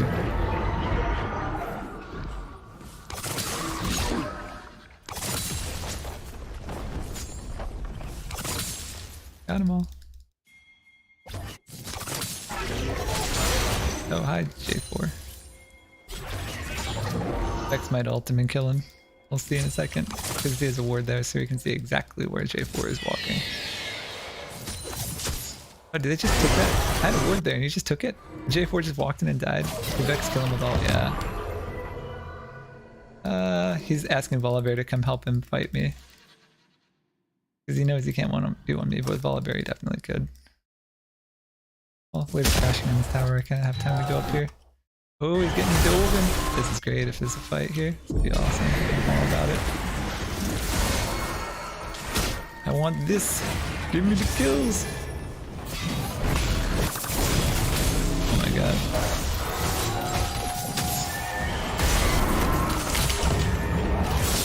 Oh nice. Well, at least we got one. I could have got in front of the Cyan ultimate and stopped him, but he's 0-3, so he's not even worth killing, to be honest. If it would change the narrative necessarily, then I think that they're lying. Sure, but I think that we take that process for granted, that like a fact would necessarily change a thing, right? I think that that's kind of like up to some extent that could be up to viewer interpretation. I don't want to argue over the merits of this now, but like for instance, like in that Andrew Tate case, a lot of people are saying that there is CCTV footage that's exculpatory evidence of the case and that should be included. And so everybody's like, oh, well, if you exclude that, you're being biased. You're intentionally telling a different narrative. But some people have watched the footage and they're like, oh, well, actually, I don't really think that's important evidence at all. So somebody might look at that and instead of thinking you don't think it's important, they think, oh, no, you're trying to hide it.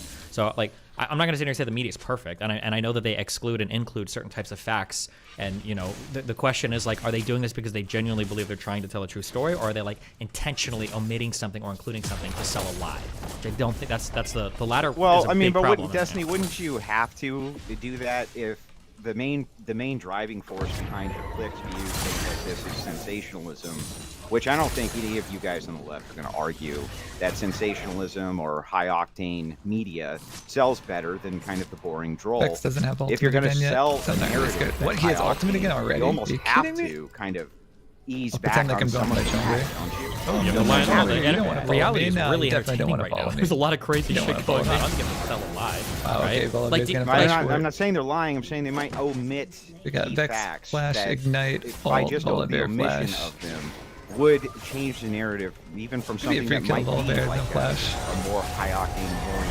3-on-1, right? The Vex ultimate ran out because it doesn't last that long. I don't want to. Nice, Draven should be able to clean this up. I would also say, I don't think an example. Pretty good. They omitted an entire political candidate that was on stage with a Republican and Democrat. There was a candidate from the Libertarian Party, and the omission of the Libertarian candidate didn't have any particular goal of increasing the ratings. It was Karen's just based on the fact that snowballing. they He's don't good. want to present an alternative to the dragon. the politicization that they I think want. he's got that. Fresh, There's get no in the shield. alternative I mean- to the two-party system. Give him a shield, buddy. I mean, What? like, but if we put a libertarian Fresh, on the get in debate there. stage, the odds of them winning are extremely low. And if we were Alright, to give him a have shield, everybody on thanks. the debate stage who ran for president, I mean, it would be a gigantic debate stage, right? They're Right, only going to put the people up it there who have a makes chance of perfect winning. sense to, like in Stalin's photo, just block him out, even though he's standing there right outside of the crop on stage and he's speaking and he has several punchy quotes. We can ignore all of those. For We didn't utilitarian kill him. purposes. He's still alive. I mean, like, Stalin like killed him. We didn't kill him. I think He's still Volibear's alive. gonna He just gank top. never had a chance of winning, so they didn't invite Right. him.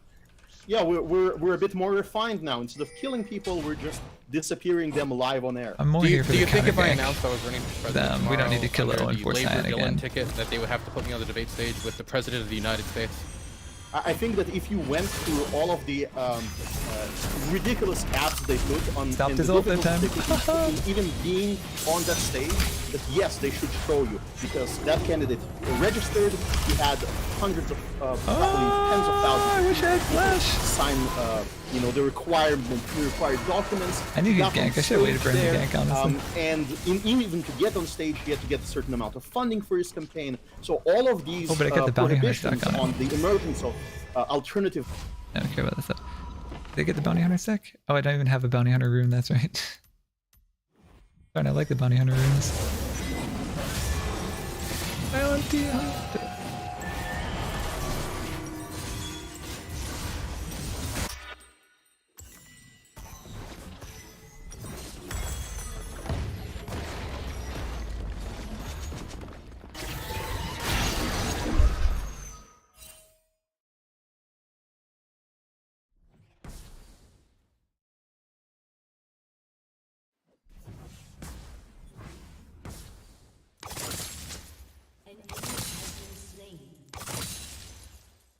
Gotta push one more wave and crash it. Then we can follow Vex roaming bot. Oh, we'll just go now. I have a feeling he's coming down here. No?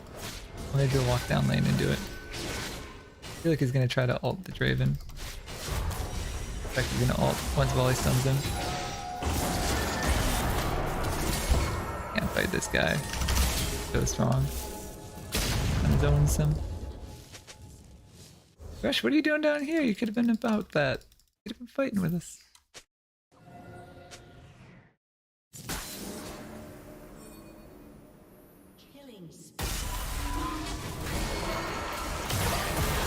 Oh god, I messed that up.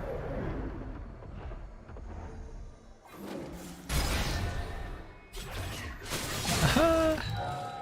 I live! Oh, Lux laser! Oh, run! Oh damn, he didn't have to go in there. I was already out and clear.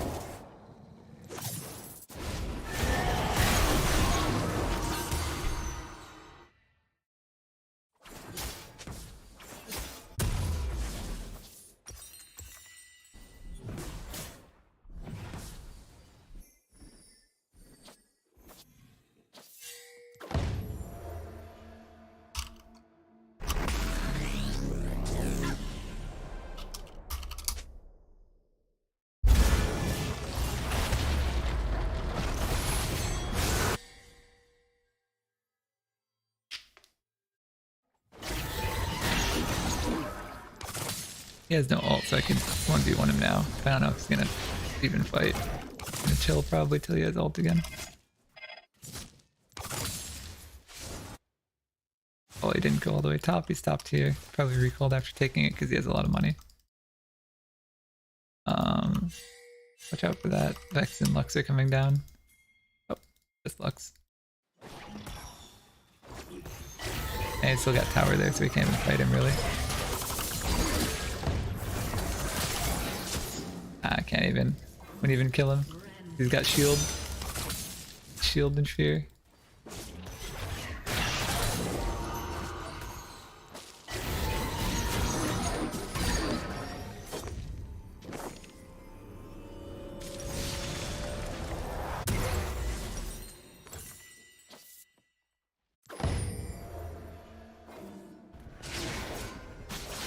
He's gonna crash wave. I gotta catch this quick. Gonna roam.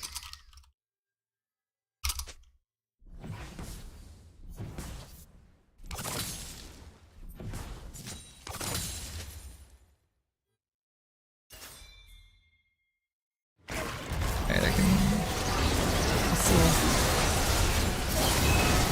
That was a really good Draven ultimate. Vex missed ult. Pretty huge. Oh man, I want to get this cleanup. So good.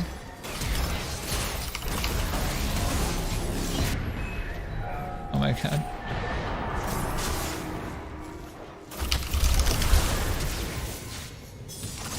So many flashes. Hey, wait, who's that?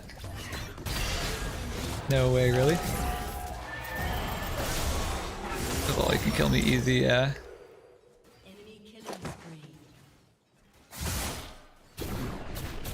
Oh man, they have Herald too, that sucks. I don't think, can't catch him because they get too many fears. Oh, he flashes over. Can't die to volley though. Volley's like a tank melter.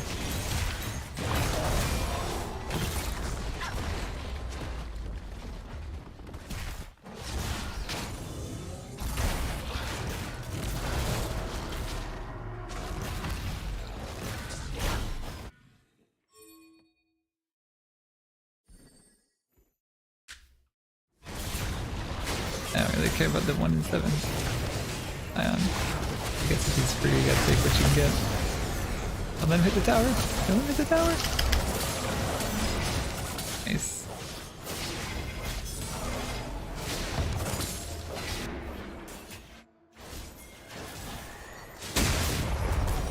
Oh. That's a good try. Good try, good try.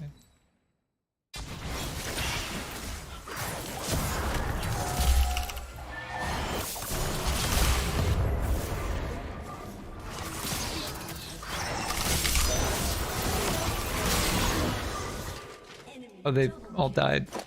Oh no, Draven just went bottom instead. That's what happened.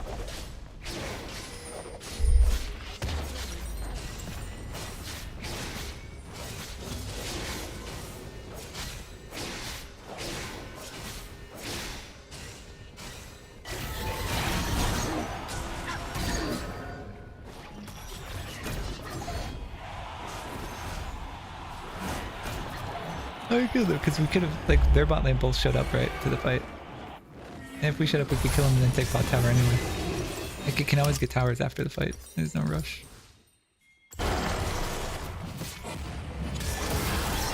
Oh man.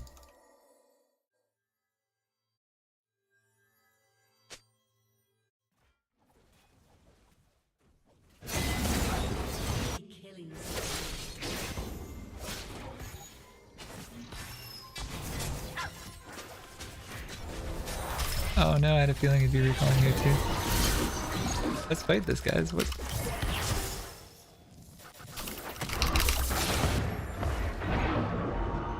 No?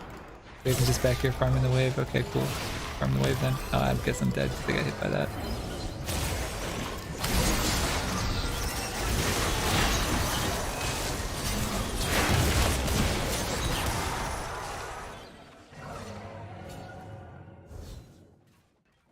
Probably not void stuff. Well, maybe. they have any magic resist? They have 0 magic resist yet. Yeah, I'm the only AP, so I probably don't need void staff.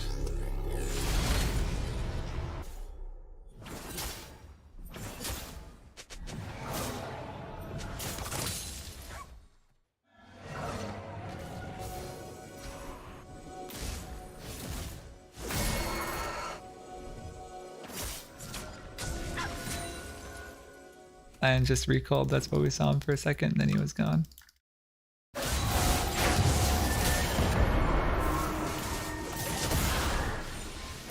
Yeah, we could fight this all alone here. I like everybody.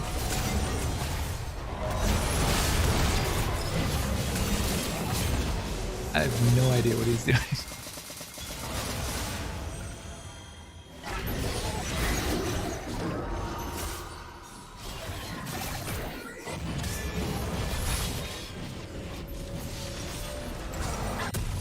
I wanted Namikon. Oh yeah, that doesn't even use Blasted One anymore. What does Blasted One even go into? Hold on. Don't need that. This is garbage. Weirdly, that might actually be okay on Akali. Ashes Tooth, maybe, for fun. I don't know.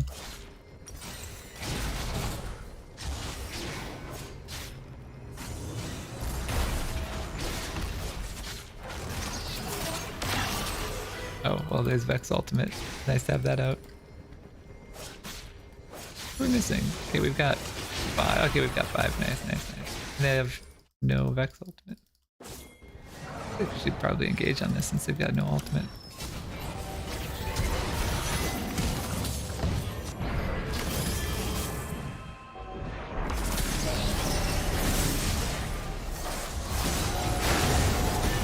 Oh damn, their Draven just get destroyed.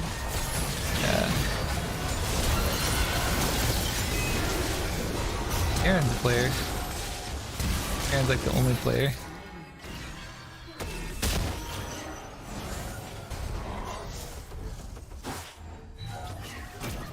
You know them back here?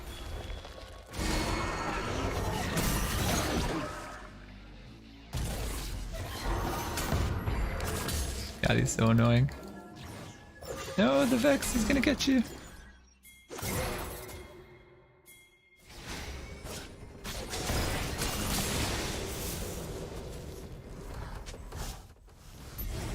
The weirdest fight I've ever seen. So we should probably Baron. We're gonna see if he comes over this wall, then we can maybe EE. And he uses stun.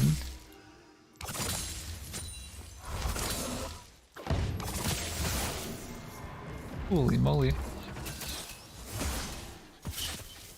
Rips my face off, he does.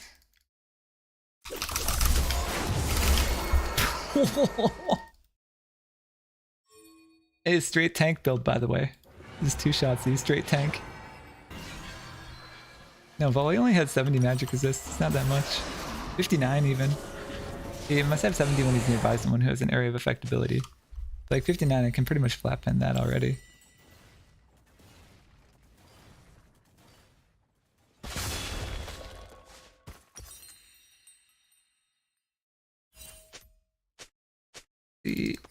Plus Draven can melt Volley. Like tanks are fine at it. If I want heal cut.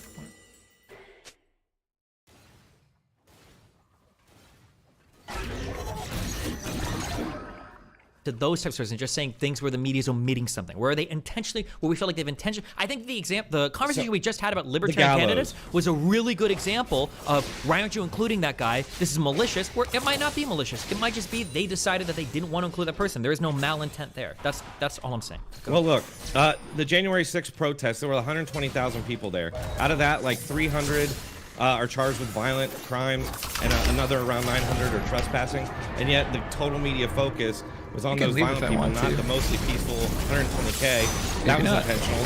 The gallows that they constantly bring up. They brought gallows to hang Mike Pence. Sure, Okay. I agree with that. But Real I'm saying quick, would you say the same thing about BLM riots? That they were mostly peaceful? I mean, and therein lies the problem. There you go. Yep, there you here's go. the thing, but the media really wonder that's a standard that the media. Your preconceived notion, like whether or not your spin on the story is actually justified to be the narrative that we all go with. Okay, well, let me ask you, wait, let me ask you guys a question. The standards aren't applied equally though, because it was an attack on the White House. Baby needs bloodthirsty. What do you think was really bad? The fact that there were people in the Capitol who went there and then went home and did nothing, or people who charged into the Capitol, broke into the building after going through multiple police lines, and then delayed the certification of the votes. What is more noteworthy, do you think, for the media? Is there a chance that for TOS purposes we can steer clear of this particular topic? Is that Well, I'm just saying they didn't go out of their way to call that mostly peaceful. There is something in common between the BLM protests that were mostly peaceful and the protests in the Capitol. What was in common was that in both cases, the state, the people who are supposed to maintain law and order, stayed on the margins, stayed in their helicopters, stayed in their drones. Yeah, and we can't dive into that on YouTube. Yeah, that's no, wait, you don't believe this though, because the people spoke. No, wait, you don't. Sorry. Real quick, like last word on this. Let's go back to historical. As Vegas talks to the lower bucks, YouTube is not a big fan of something that would be construed as any sort of downplaying any sort of oppression that occurred in the heinous decades. Oh, we barely dodged it. Lux ultimate. Okay, I have an example. Well, that's not authoritarian at all. There was an interview given by the Israeli Prime Minister, and the entire most of the media channels that even covered that interview said that that he talked about how his negotiations between Russia and Ukraine failed. That was their headline. And that headline buried the story where he said it didn't really fail. It was that the United States and the Axis, the French and German powers, decided to withdraw from those negotiations, to end them. It was them ending the negotiations, not Ukraine or Russia at that Isn't that the definition of negotiations failing then? If parties have withdrawn from them? Yes, it is technically true. The reason why it happened, and the reason is the news. So Okay. Well, yeah, but hold on. Wait. No, it's not so important. Did it include in the story what happened, or are you evaluating the entire story based on? So it was the headline that the entire story is about things unrelated to the actual failure. And towards the bottom of the Associated Press story, they say that, and then, unfortunately his negotiations failed, and nowhere in the story does it actually say his quote of why it failed, and I had to go to some news channel in India to hear the rest of the story, and then I had to watch the actual source in translation to understand what really happened there. And there were direct quotes that were sensational quotes, were important for the Americans to hear. Like, I don't know, maybe they were right to, at that moment, not negotiate for peace, but that was a story that was not spread to the American people. Why not? I feel like you could make such an easy critique here, though. You could say that, like, deregulation of media, kind of like since the 70s and 80s, did make it the case that also just like media information around the world speeds up so quickly. There's so much more information that media outlets feel like they need to be on top of the story all the time. And that means that fact-checking rates go really low. I think there was a review of British press that showed, like, I think like 7% of stories are fact-checked across quality press. So yeah, you can make that critique if you want, but I don't know why you think it's like a malicious agenda. I mean, the thing you were talking about BLM riots as well, I feel like you all don't believe what you were saying about that, because at the time of BLM protests, I remember seeing like riot footage and fires all over. Wait, hang on, no. What did we all say about it? You were something about like mostly who's peaceful. we all? Hang on, who's we all? That's what the media said. Okay, look, if I misspoke there, you completely got me. Okay, I'll just say that when the BLM riots were happening, when I saw the BLM riots happening, I remember lots of conservative media saying whole cities were burning down. So they're not conservative media. There's no conservative media. Holy shit! Let him finish. Okay, media that's not left wing. Media that wasn't. I'd like to hear. Let's leave Loner finish his point. You all have media that wasn't. I don't know, like left wing. I don't know what makes you happy. People were talking about whole cities burning down because the media had more of an interest in focusing on videos of buildings burning down than they did of like a peaceful protest that starts at like 12 at noon and it ends at 3 p.m. Go ahead, Zen. I was just agreeing with Kaz that there is no conservative media and that it all generally, to varying degrees, has a bias that is going to end up being progressive. Would you say that OAN is not conservative media? One American News Network? I think it's just a slowed down progressive bias. Yeah. Can I jump in and hear this back? It's not conservative. You were talking about. OAN was. Are they conserving natural law? Or will they just Or did he just want a different tyrant? Like, what's the difference between DeSantis and Biden? There's no difference from a perspective. Like, there's some cultural difference. One defends one cultural value, the other defends other cultural values. But in terms of their means of operation, their means of operation is centralized government control. That's why he tries to abolish taxes, and the conservative media says, "Oh, look at what he's doing. It's welfare for the corporations." No, it's not. It's literally the opposite. OAN said that? I didn't know that OAN said that. He said OAN wasn't conservative media. OAN wants to conserve marriage as it was before when it comes to gay marriage.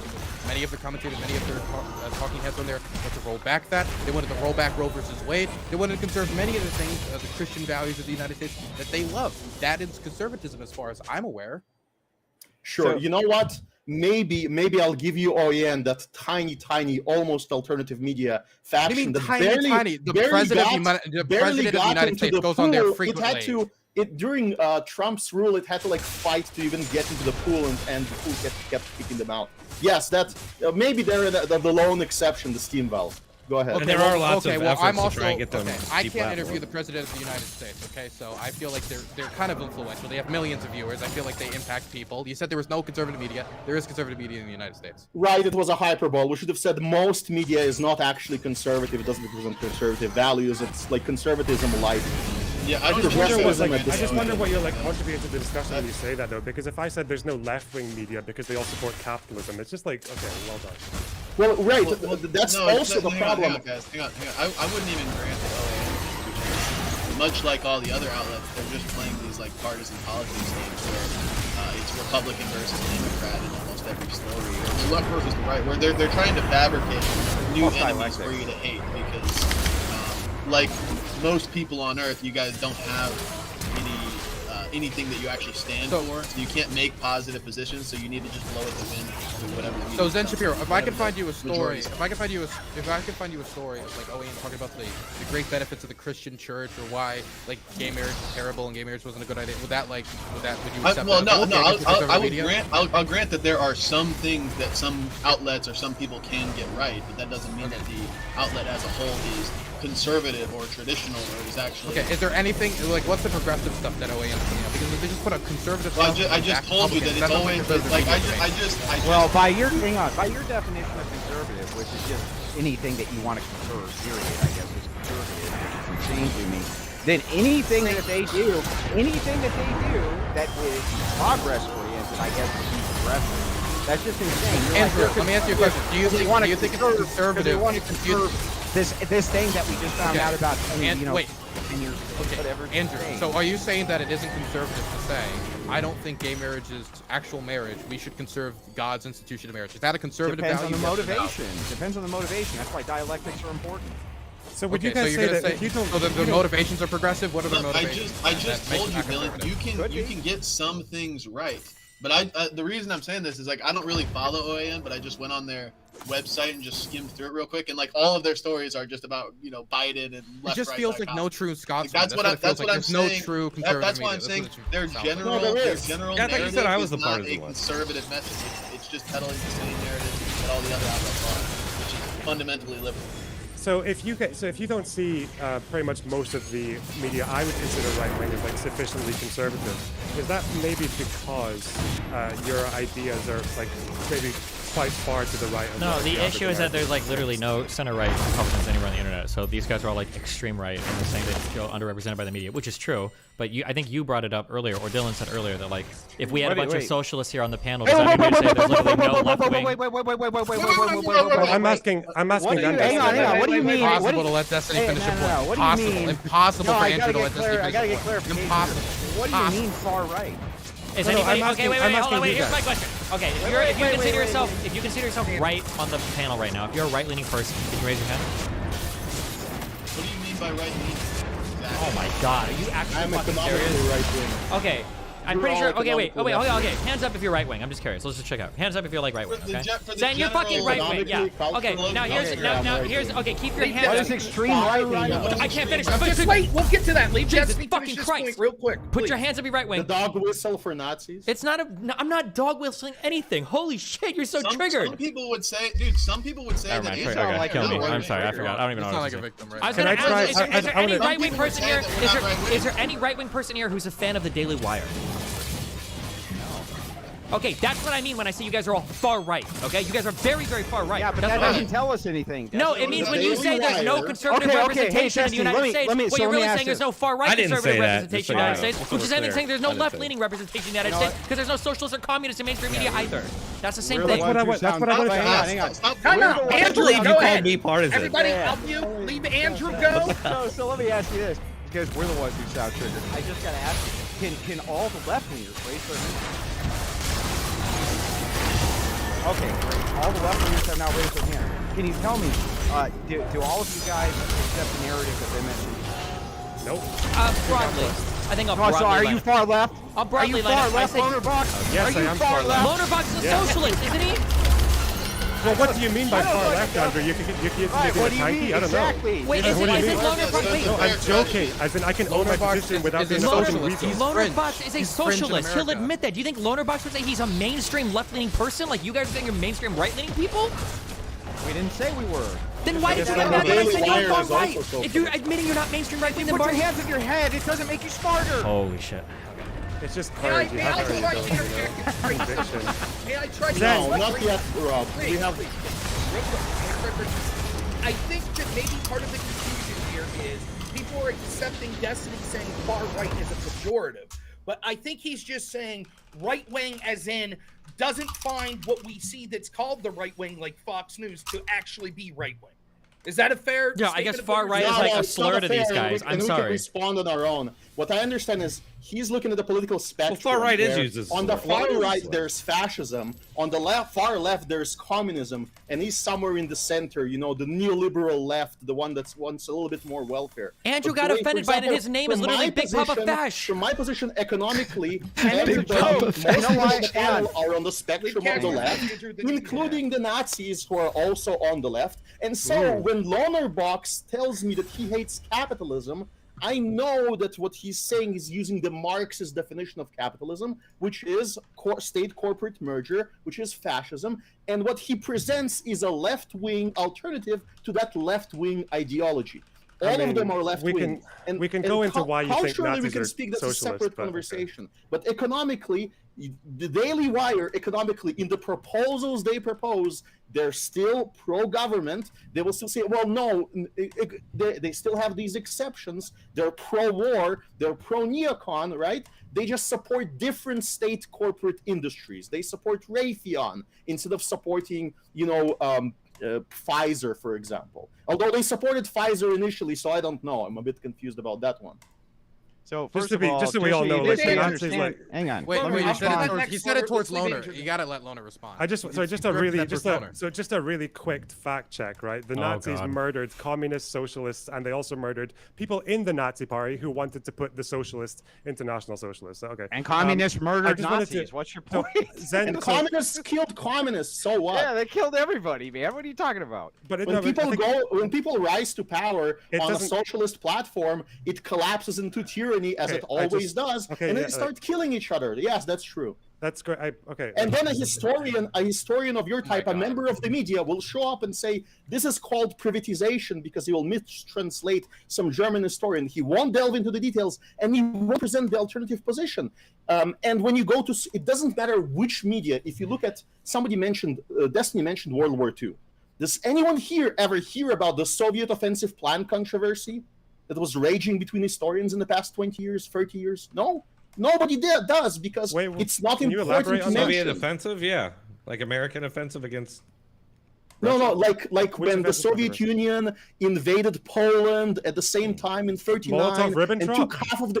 that pact. All of that stuff. I've never heard of All that. stuff. I never knew that the Soviets helped the Nazis break up a Of course, country. you know and that, then but you advocate don't prisoners have over the to angle on it. You don't have. You have your own particular Whig history spin on it, and you don't What's my understand what it spin on it? entails. What's our spin on it?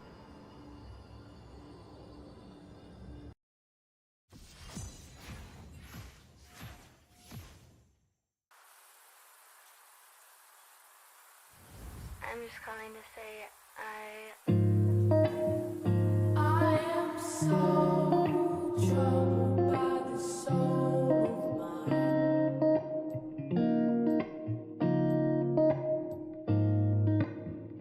I've said those words so many times.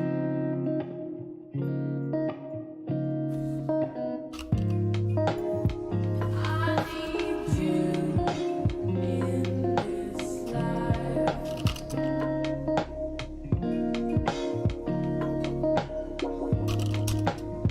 I need you in this life.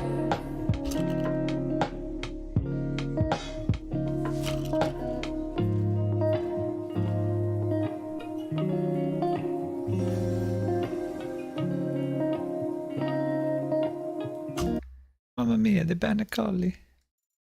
Oh no, who bans Akali? Oh, should I try Isol? Oh, he banned Isol.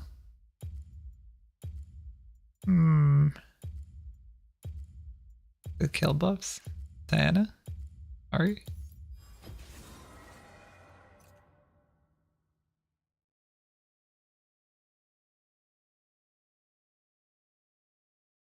Diana runes. Mid lane. I don't want to electrocute. I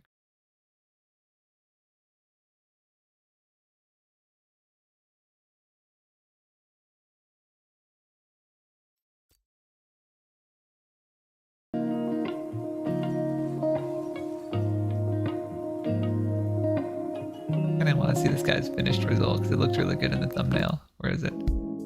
Oh, that's so nice. I love the foggy glass transparency. I wonder if you can do that on macOS. They have it for the operating system, but I haven't seen a way to do it with the terminal.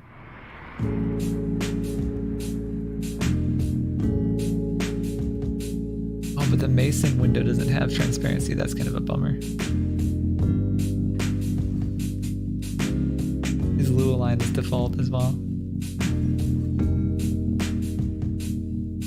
Oh, nice toggle term. Oh god, but it's Windows.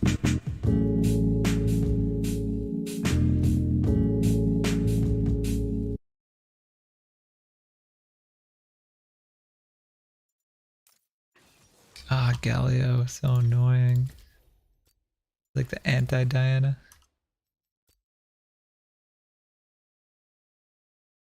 Oh god, we have Yasuo ADC. Oh lord.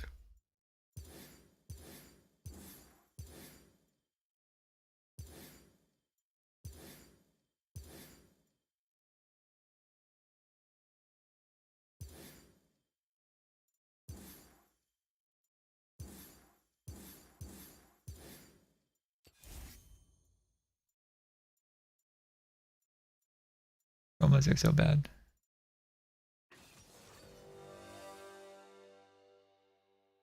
I already dodged twice. If I dodge again, it's 24-hour penalty.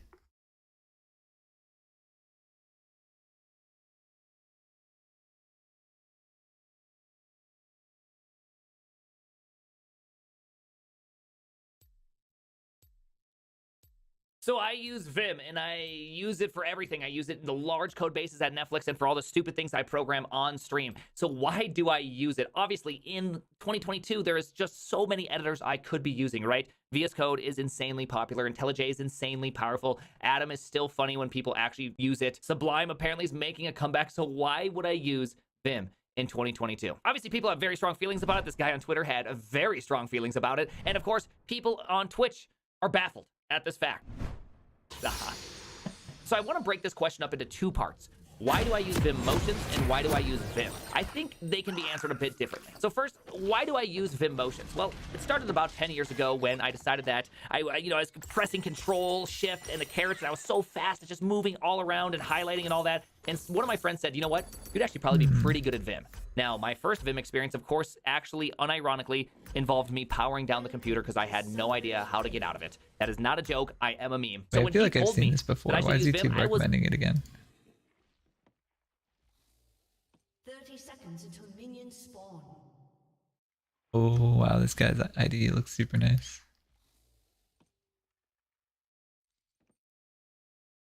Down. Like they were on The View yesterday saying people at Fox should be arrested and charged. Yeah, I remember the people on AM. the Destiny's not playing StarCraft anymore because it's too intense.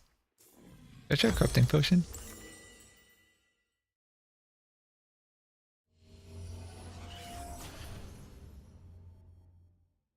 Minions have spawned. Oh, the tech lead one on USDC. I watched that today actually. The dog park. Kind of stuff I already knew.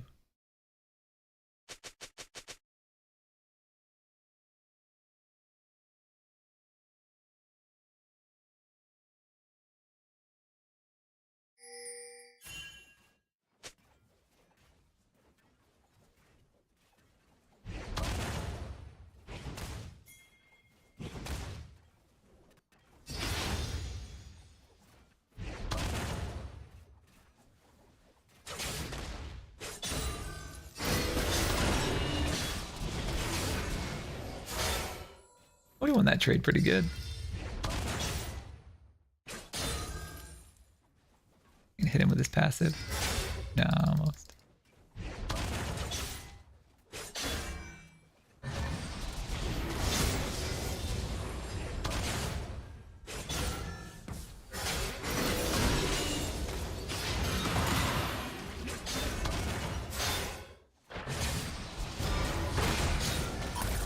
That's so annoying. I hate Galio.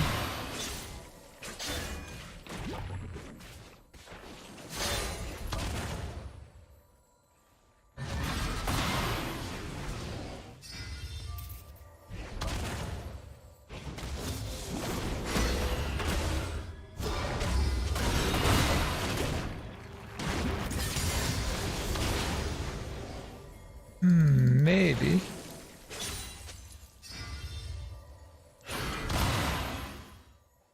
I have Ignite, but so does he.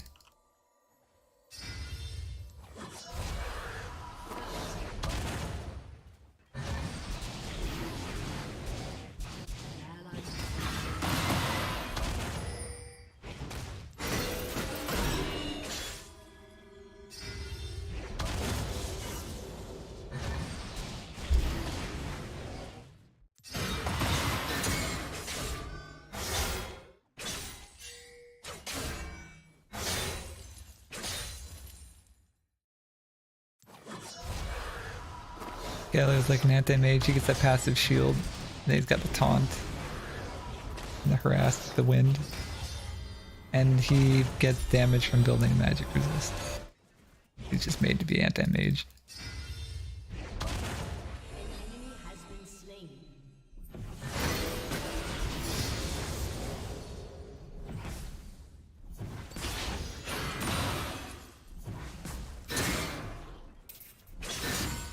An ally has been slain.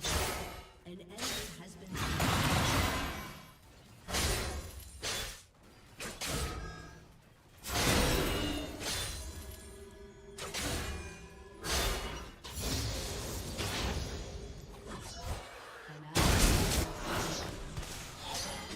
Can't get a plate because before 5 minutes you can't even hurt the tower.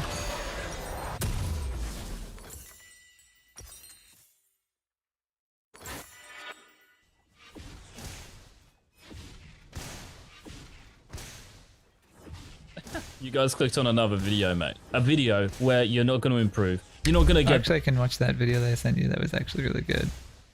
One.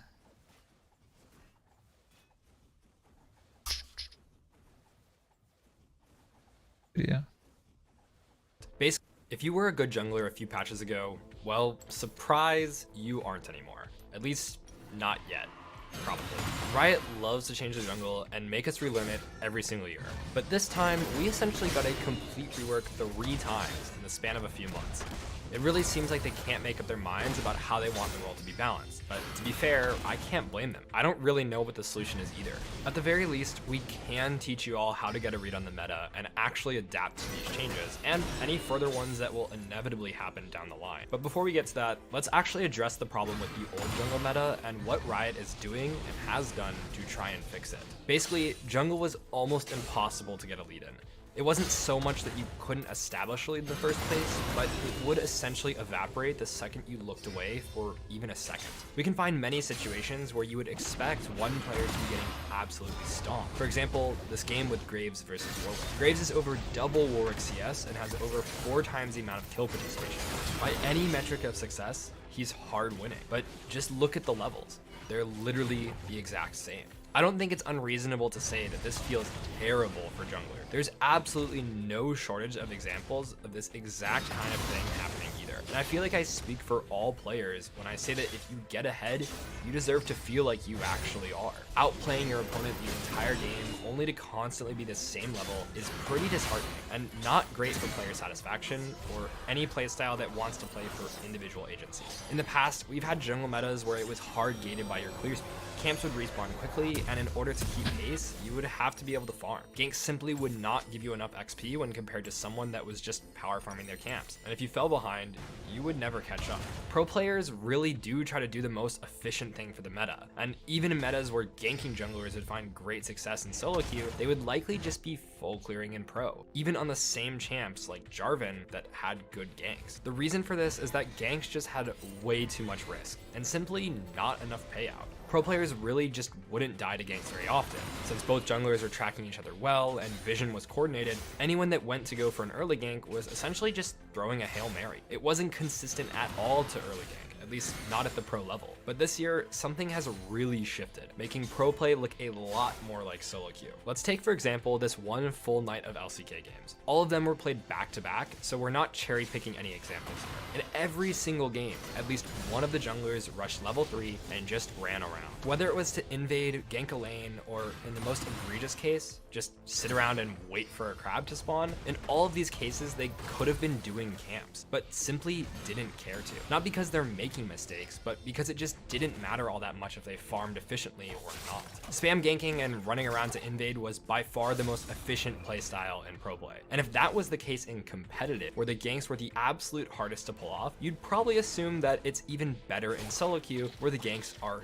easy. And you are 100% correct in that assumption. If you were a good jungler a few patches ago, you were most assuredly doing something very similar to this in order to impact the map. After all, if you can't play for an individual lead, then it's best just to play to get your teammates ahead and punish the laner, not the other jungler. A few mechanics compounded to make this more true than it ever has been. The addition of treats for junglers allows you to gain gold value even while not farming, and cash out on it later down the line.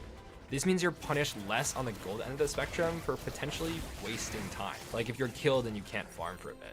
In addition to this, kill comeback experience is absurd, so that even if you were really far behind, the second you participate in any kill, you're instantly rewarded and catapulted ahead. Even just being one level down on a laner, a super common occurrence for junglers, would reward you with a huge % increase in experience. This made the reward for ganking go up by a huge margin and increased your risk tolerance by a lot.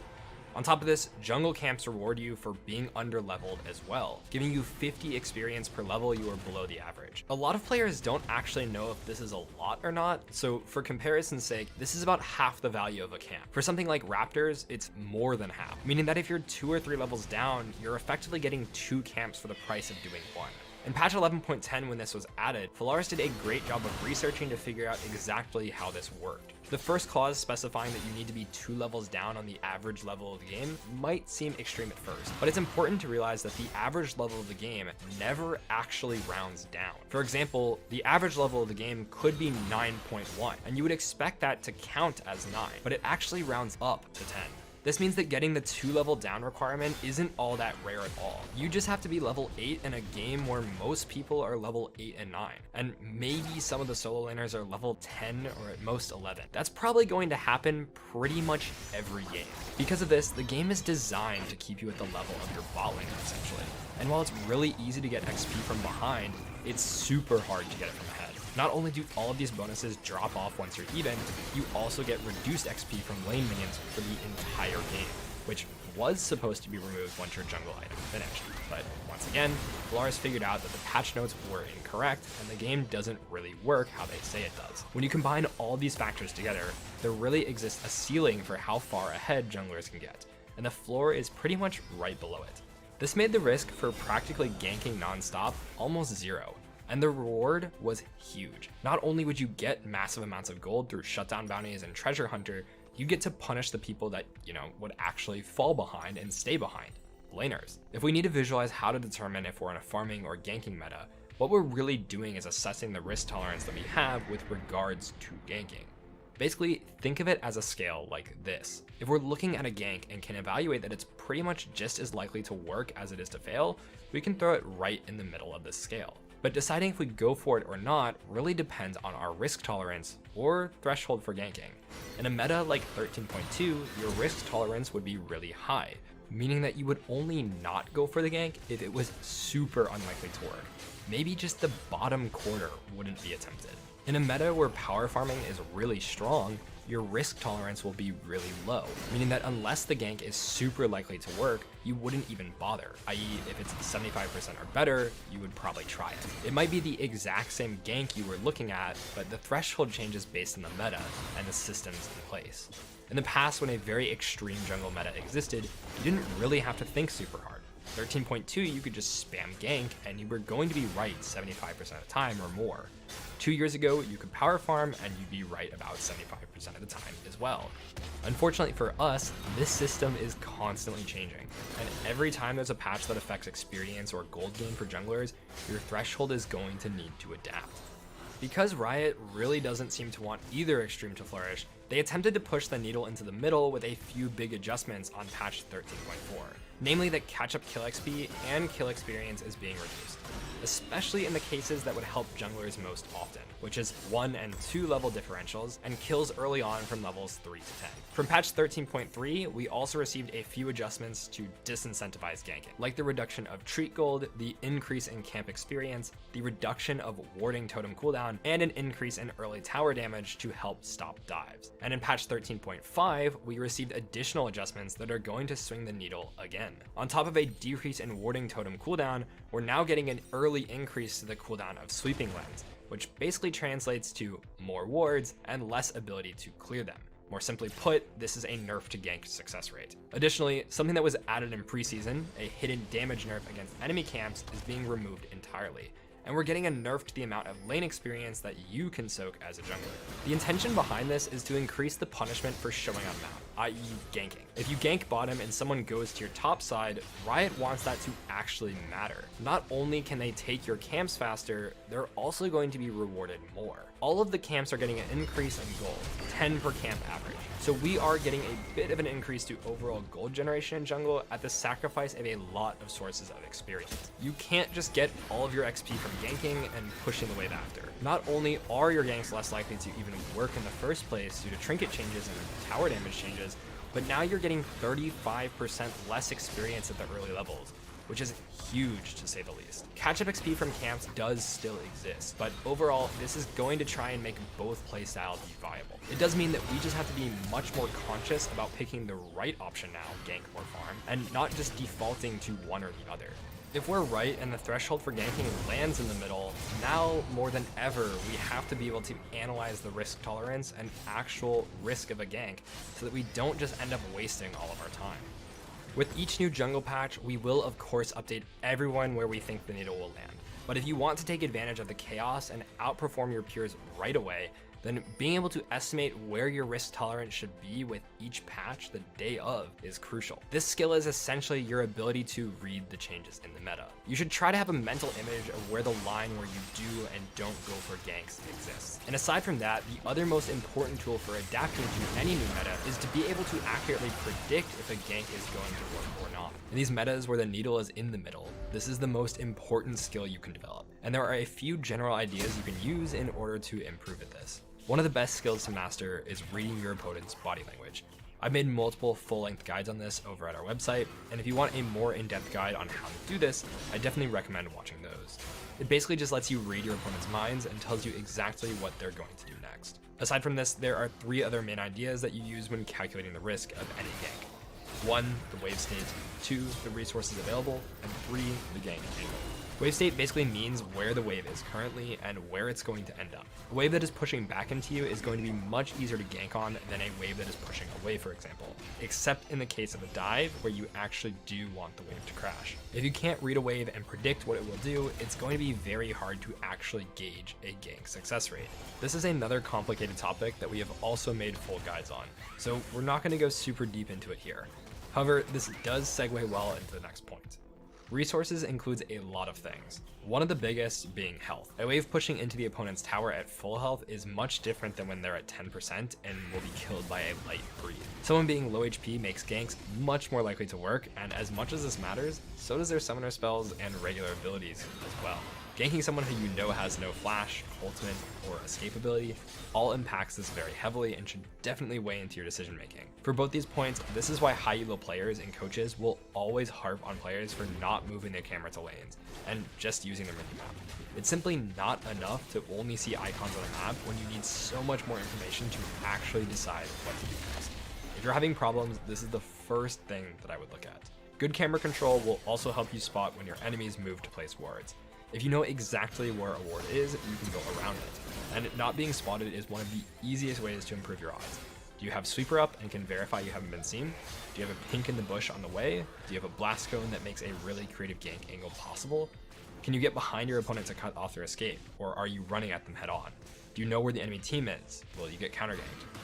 This is a huge list of questions, but they're all good questions to ask. Ultimately, understanding if you can make a gank happen is both parts experience and learned knowledge. You need to have a feel for your champion's damage, move speed, how tanky your opponents are, their abilities, and these are all variables that are going to heavily change every single game. There is no 100% guaranteed way to say if a gank will work or not, but the more thorough you are with your thought process and reasoning before committing to anything, the better your decision making is going to be. We don't even really know where the ideal risk tolerance is going to be on this patch yet, but understanding how metas impact our decisions as well as how to accurately evaluate risks of a gank, let us have confidence that we can succeed regardless of how OP the jungle is or isn't on any given patch. Because this is the role that can impact lanes the most while simultaneously being a carry role in itself, we will always have insanely high impact in the game, regardless of the meta. If you find yourself being unable to carry like you did on a different patch, it's quite possible that you just haven't adapted your risk tolerance to match what the game calls for. And if you found this guide useful, then you'll absolutely love our hyper improvement platform at skillcap.com. We take the highest priority skills you need to learn to climb ranks fast, such as wave control, and then break it down into a step-by-step course of bite-sized 1 to 2 minute videos that are easy to understand. So while you wait for your next game to start, you can learn freezing, fast pushing, slow pushing, bouncing waves, the list goes on, all in just a few minutes to maximize your improvement rate. These courses have been getting 5-star ratings from all of our users, raving at how helpful they are. Better, but you guys love fast food, eh? This is like going to Macca's, bro. So yeah, if you guys want to pick a few champions who are really broken right now, you've come to the right video, I guess. But yeah, if you actually do want to improve and impress your parents, then it's time to get subbed to the Game Week website, because that is where you will 100% improve. Like the players that I coach right in my sessions, I'm actually doing like condensed highlight videos for the website where I talk you guys through the actual like applicable tips that those students will apply and they will climb division and tiers from, whether they're in something like Grandmaster Elo, whether they're in Gold Elo or Bronze Elo, or even if they're new to the game. You guys, if you're in those Elos, you can do exactly the same. All you have to do is just sign up to get exclusive access to that library of content, and a bunch of our other Challenger players and coaches are uploading daily content, so hurry up, stop wasting time and get signed up, links down below. Right, the top 10 champions, okay? Now, these are according to the stats in Master Plus, and I know you guys are going to be like, but why would I play these champions? Well, guess what? Master Plus, well maybe even higher than this, but this largely decides what the meta is, right? A champion is not meta unless they're actually good in high elo. So for example, a champion like Teemo is kind of mediocre in higher elo, even if he might be good in something like Silver or Bronze elo, it's not a true of a representation as compared to something in high elo, right? So coming in at number 10 is a champion who I've gone on about recently on our videos, this being Zeri. And you guys were like, Zeri is not OP, are you kidding me? Guys, like you can even check in Platinum and above right now, she's an S+ tier champion. And guess what? Because people people are now finally building Runarn's Hurricane on this champion, even sometimes before their Navori Quickblade Spike. She's just super bust, and that's the most important thing you guys can do building Runarn. Now, I don't care if you build it after Shield Bow, and you can do this if the enemy team is very close range, but for the most part, you're probably just going to be going Shield Bow Navori into Runarn's Hurricane. But it's not the build that's making her OP, it's just the meta. Caitlyn has got worse, right? There aren't that many lane bullies anymore. Draven might be a bit difficult for you to play into, but Lucian got nerfed because of the Nami nurse as well. So in terms of the bot lane, there aren't many like scary lanes, and you can get out of them and become the mid to late game beast that you are designed to kind of be. So you can definitely speed zoom around the map with Zerion 13.5. Very, very good champion. Now, number 9 on the countdown is the second best jungler in the game right now, this being Lee Sin. Well, according to the stats anyway in this video, and I would even put Lee Sin as number 1. His win rate you can see in Master and above is 51.35%. And look at his win rate with this rune page for me in over 775 matches, over 54%. And this is going to be your standard rune page for the most part. Lee Sin is also picked in close to 20% of games and banned in close to 17%, and for him to have these stats, it really just goes to show how busted he is. But yeah, let me put it this way, like most people can't actually get the max juice out of this champion, so if you do want to get the juice out of the Blind Monk, if you do want to play this champion at a high level, check out our videos on our website at GameLeap.com. Now moving on to number 8 on the countdown, the best jungler out of every single one in the game, well in Master and above anyway, is Rengar. Now specifically here, we're talking about Rengar with footwork and getting a Duskblade Essence Reaver as your core items. Also important here that you're taking Futures Market, because as Rengar, your item spikes are just everything. We want to accelerate them in the early game. It might be a little bit annoying that farming minion waves gives you less experience than it used to, but honestly, because jungle camps are giving you more experience, even if you're just full clearing, you'll hit level 6 pretty quickly, and you should be chilling. So the power for this champion is all there. He's very difficult to kill, he one-shots, he deals incredible damage. He just kind of like does struggle, I guess, against champions like Maokai, who can knock him down, a champion like Arthas, who wants people jumping onto him. Rek'Sai, the same thing. You can actually stop Rengar from jumping onto you, stop his leap. So there are some champions you might have to be a little bit careful of, but for the most part, this champion is just head and shoulders above everybody else. And if you do actually want to master this champion, again, check out our website. We definitely have the videos to help you do just that. And moving on to number 7 on the countdown is the purple Void Walker thing, who has a mask, kind of looks like Darth Vader a little bit, maybe. But yeah, this is Kassadin. Now for Kassadin, I know he got nerfed, right? Kind of big time. Seras also got nerfed in 13.5. Less AP, less HP, but who cares about that, because Rod of Ages into Seras is still really broken. Rod of Ages is still keeping all of its power. And the best thing about Kassadin is that, well, he still counters. He still does his job. Like, you're picking Kassadin to counterpick mages, right? So if you see a mage locked in, all you have to do is pick Kassadin. The champion still does his job better than anyone else at countering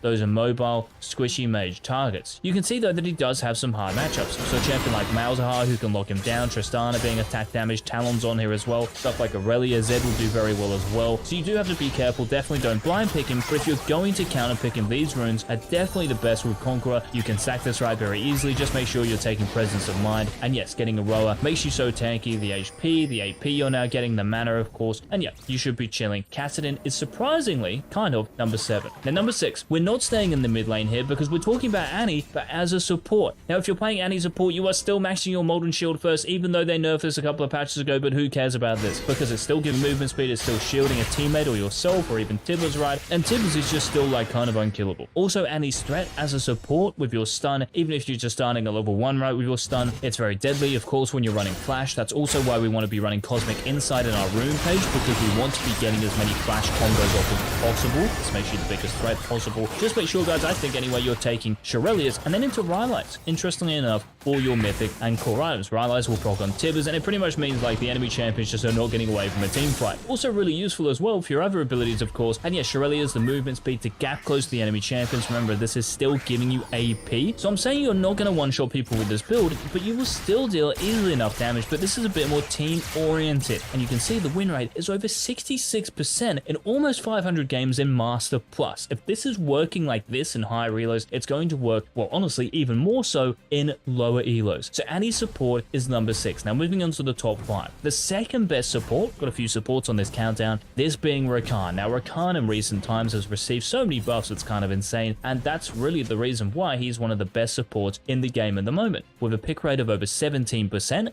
a ban rate of, well, just above 6%, it's not really too bad. But yeah, in over 6,000 matches in Master and above, to have close to a 53% win rate as plus tier champion. If he's not in your champion pool, I don't know what you guys are doing, eh? Like, this champion is one of of the most blind pickable supports because there really aren't many supports that do well into him. Something like a Rel maybe, because you can really lock him down, and if a Rakan ever engages into a Rel, the Rel's going to be like, what are you doing, bro? But yeah, Rakan, because of the recent buffs and because he's such a versatile support, he does well at engaging and peeling. I just think he's an excellent champion to have in your pool, so Rakan is number 5. Now moving to the top lane, the second best top laner, but the 4th best champion in the game according to Master Plus, is Olaf with the biggest highest win rate on this video. 55.18% in over 2,200 games. And that is nutty. With a ban rate of over 10%, obviously the best top laners in the world think this guy is a threat. Not many things counter him unless you're playing some sort of range or kitey champion. And for the most part, because you're running Flash and Ghost, 2 combat summoner spells, you're going to be very difficult to beat in the top lane. So yeah, watch out for Olaf, guys, for another patch in 13.5. And moving back down to the bot lane here, the number 1 support in the game, kind of like Rakan,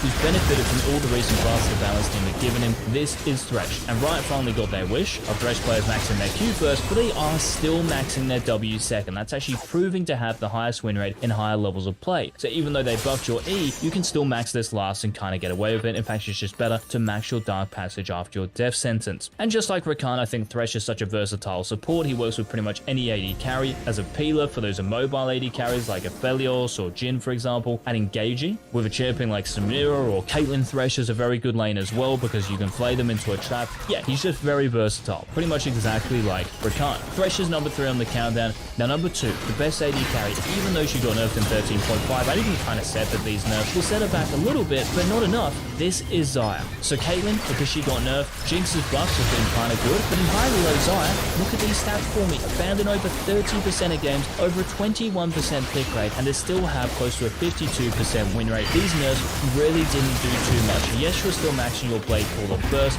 Yes, it's going to be less effective in this patch, but does it really matter? Like, are they significant enough? The answer is no. I also think just because of the meta at the moment, lots of people are picking Engage, right? Because supports like Nautilus, Rakan, Thresh, Blitzcrank, these are the best supports. So pairing these with a Xayah, for example, Xayah, Rakan, like I think we're going to see this so much in the next couple of weeks, or until Xayah and Rakan gets really like giga nerf. But you can see Lethal Tempo Xayah with Gale Force, Infinite Rory Quick Plates, is just very strong indeed. And I think in lower levels of play, it's probably even more broken just because people will be running into you. There isn't really such thing as range in lower elos. So Xayah is the best AD carry and the second best champion with 13.5 according to the data we have so far in Master Plus. But the number 1 champion, guys, I actually wonder if you can guess who it is. We mentioned this champion a bunch of times in recent videos, and yes, you guys got it. It's the purple hooded figure being Jax, the Grandmaster at Arms. And for Jax, well, even though Riot changed you, he just needs to get nerfed. I don't care. I'm going to come out and say it. I'm sorry if you main Jax. I'm sick of seeing this champion in my games. I'm sick of seeing this champion in every single game I look at. He's picked and banned. But yeah, he's banned in close to 30% of games. Like, he's going to get nerfed again. I'm calling it right now. So in 13.5, if you are a top lane main, if you're a Jax main, abuse him while you still can. You guys know. I don't need to explain to you, yeah, just how good this champion is. If you play top lane, if you played the game in the last, like, I don't know, month or so, you know that the hockey stick is, yeah, you can easily say that he's the best champion in the game. So he's number 1 on this countdown. Guys, thank you so much for watching this update top 10 champions video, I guess. Please make sure we will bring more informative videos, actual, like, you know, tips on how to play the game better in the next few days. So make sure you hit that subscribe button so you don't miss any. If you did enjoy the video, please leave a like down below. And until our next one, this has been Eags, the Jizz, the...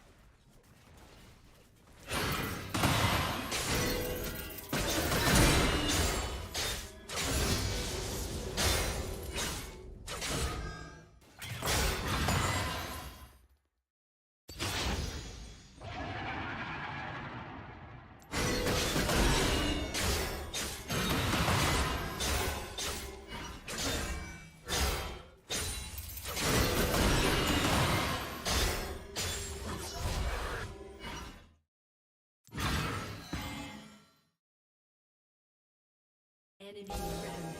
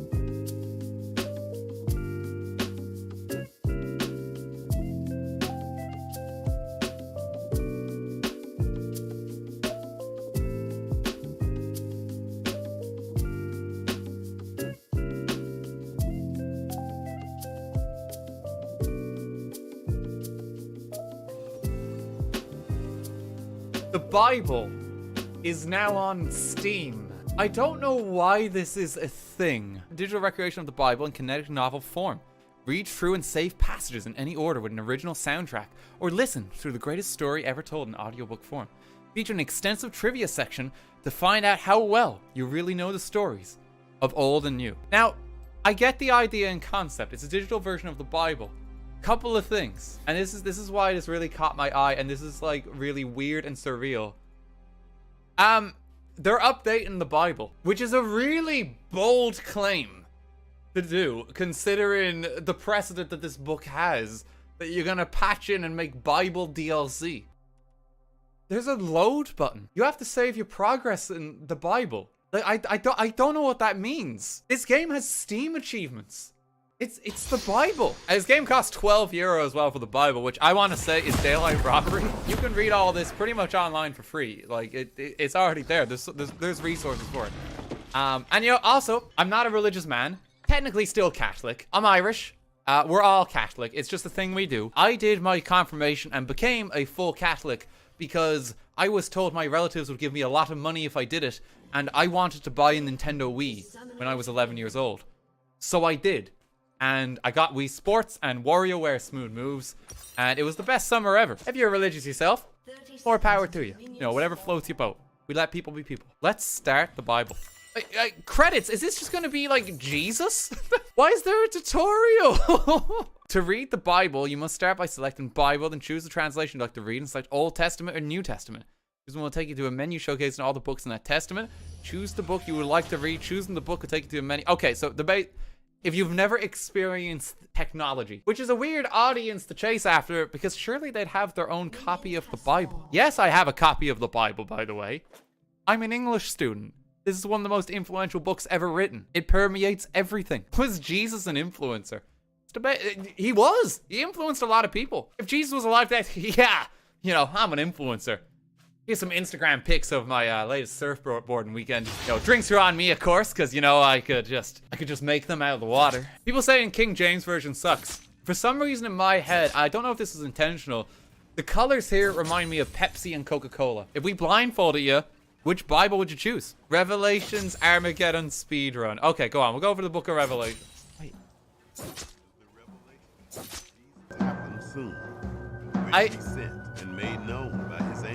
I can't hear you over the drums. And of the testimony of Jesus Christ. Could the man stop drumming? I never thought we'd have audio problems with the Bible. Okay, he stopped talking now. I've lost him. The weird thing is, as absurd as this, because I just wanted to check this out because I was find out for myself. Maybe I just didn't need to stream this. I'm gonna be honest. This is the revelation of Jesus Christ, which God gave him to show to his servants the things which must happen soon, which he sent and made known by his angel to his servant John, who testified to God's word and of the testimony of Jesus Christ about everything that he saw. Now you see, you need to use a full stop earlier in your sentence there. That's just poor grammar. If Jesus was submitting a thesis here, he'd already be docked a few points. Bible React. Blessed is he who reads and those who hear the words of the prophecy. There's a prophecy? Oh my god, this Jesus guy could predict the future. No way. I left for a couple of minutes. What the YouTube's happening? What happened? How many times do you think they've tried to make this like more exciting, like dramatic? Like, I always find that kind of like a surreal thing. Like, it happens a lot with the Bible in particular, where they try to make text like this cool. For me, it's like an approach is like you take the dictionary. It's like, how do we make it more exciting to learn words? It's like, no, it's like scripture for people. Like, yeah, Jesus is cool. It does seem to literally just be audio. I mean, it's just the book. They tried to make it a bit more digestible. I'll be honest. Chapter 4. After these things, I looked, saw a book opened in heaven, and the first voice that I heard, like a trumpet speaking with me, was one saying, "Come up here, and I will show you the things which must happen after." Okay, there are several things wrong here. You know the guy where it's like, number 4. Burger King foot lettuce.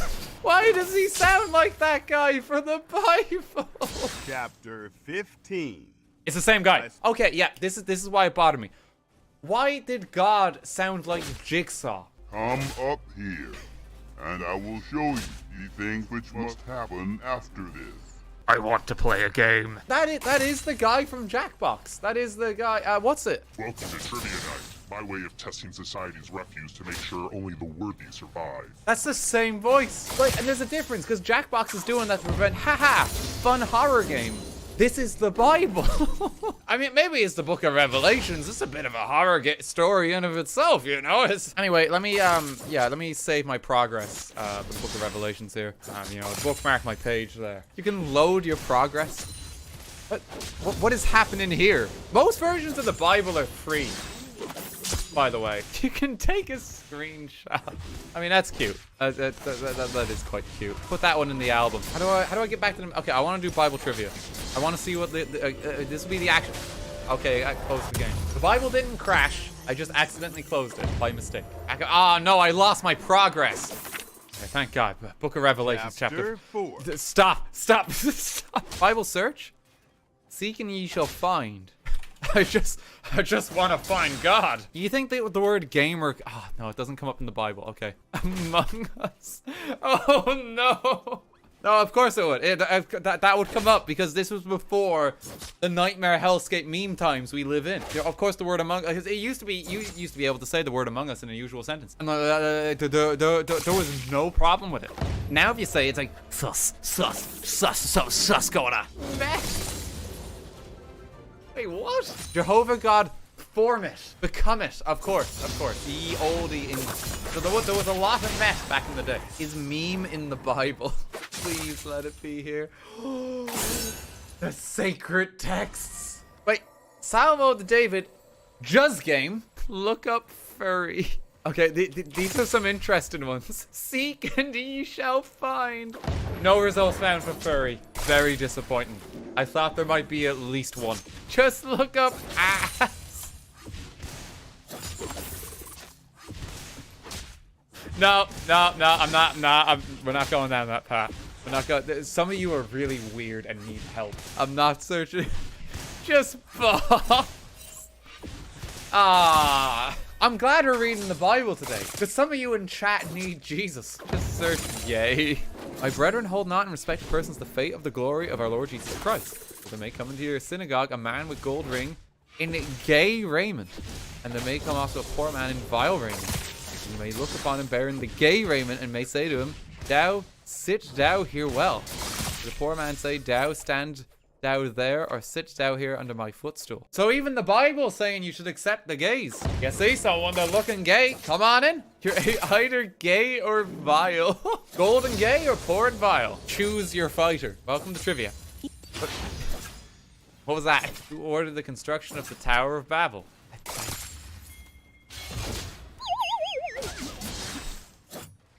Wrong. I appreciate that sound effect. It really hammers home. Who was freed so that Jesus could be crucified? I don't think it was Judas. Barabbas. Who's the oldest person in the Bible?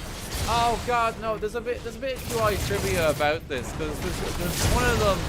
He got taken into heaven, right? And he never technically died, so he kind of just lives forever. This is like a trick question. I remember seeing an episode of QI on it. It was Elijah. He's not even there. Just pick the mesh. The mesh is correct. Okay. On what day did God create the sun, moon, and stars? I mean, he did that pretty early into the process. He probably started with a good breakfast. He had a lot of work ahead of him, you know? Put on a bit of YouTube, you know? I'm gonna watch. I know I gotta create the universe, but like, let me just pop on like a Tom Scott video just to warm me up as I like kind of sip my orange juice and have like a little banana. Yeah, God was just on like, am I the asshole? Just reading a few posts like, people are terrible. Like, I don't even think half of them are real. Which two people in the Bible didn't die? Okay, spoilers.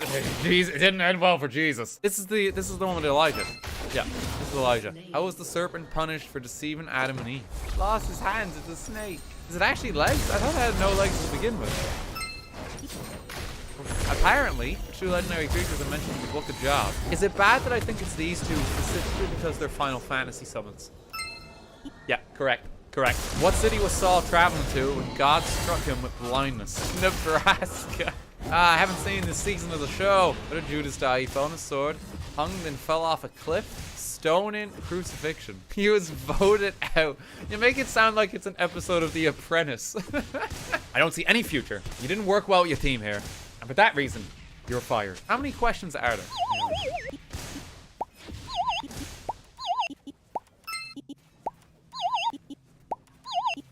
Yeah, okay, there's literally no end. What are the credits like? Why are there blanks? Where's Jesus? It is a bit weird seeing a Bandcamp link in the Bible. It feels really sketchy. Is this a scam Bible? It's mining Bitcoin as we speak. I'm gonna uninstall this from my computer. I don't think I'm comfortable having this on. I'm stopping. I never thought I'd feel concerned playing the Bible. The view count went back up the moment I closed the Bible.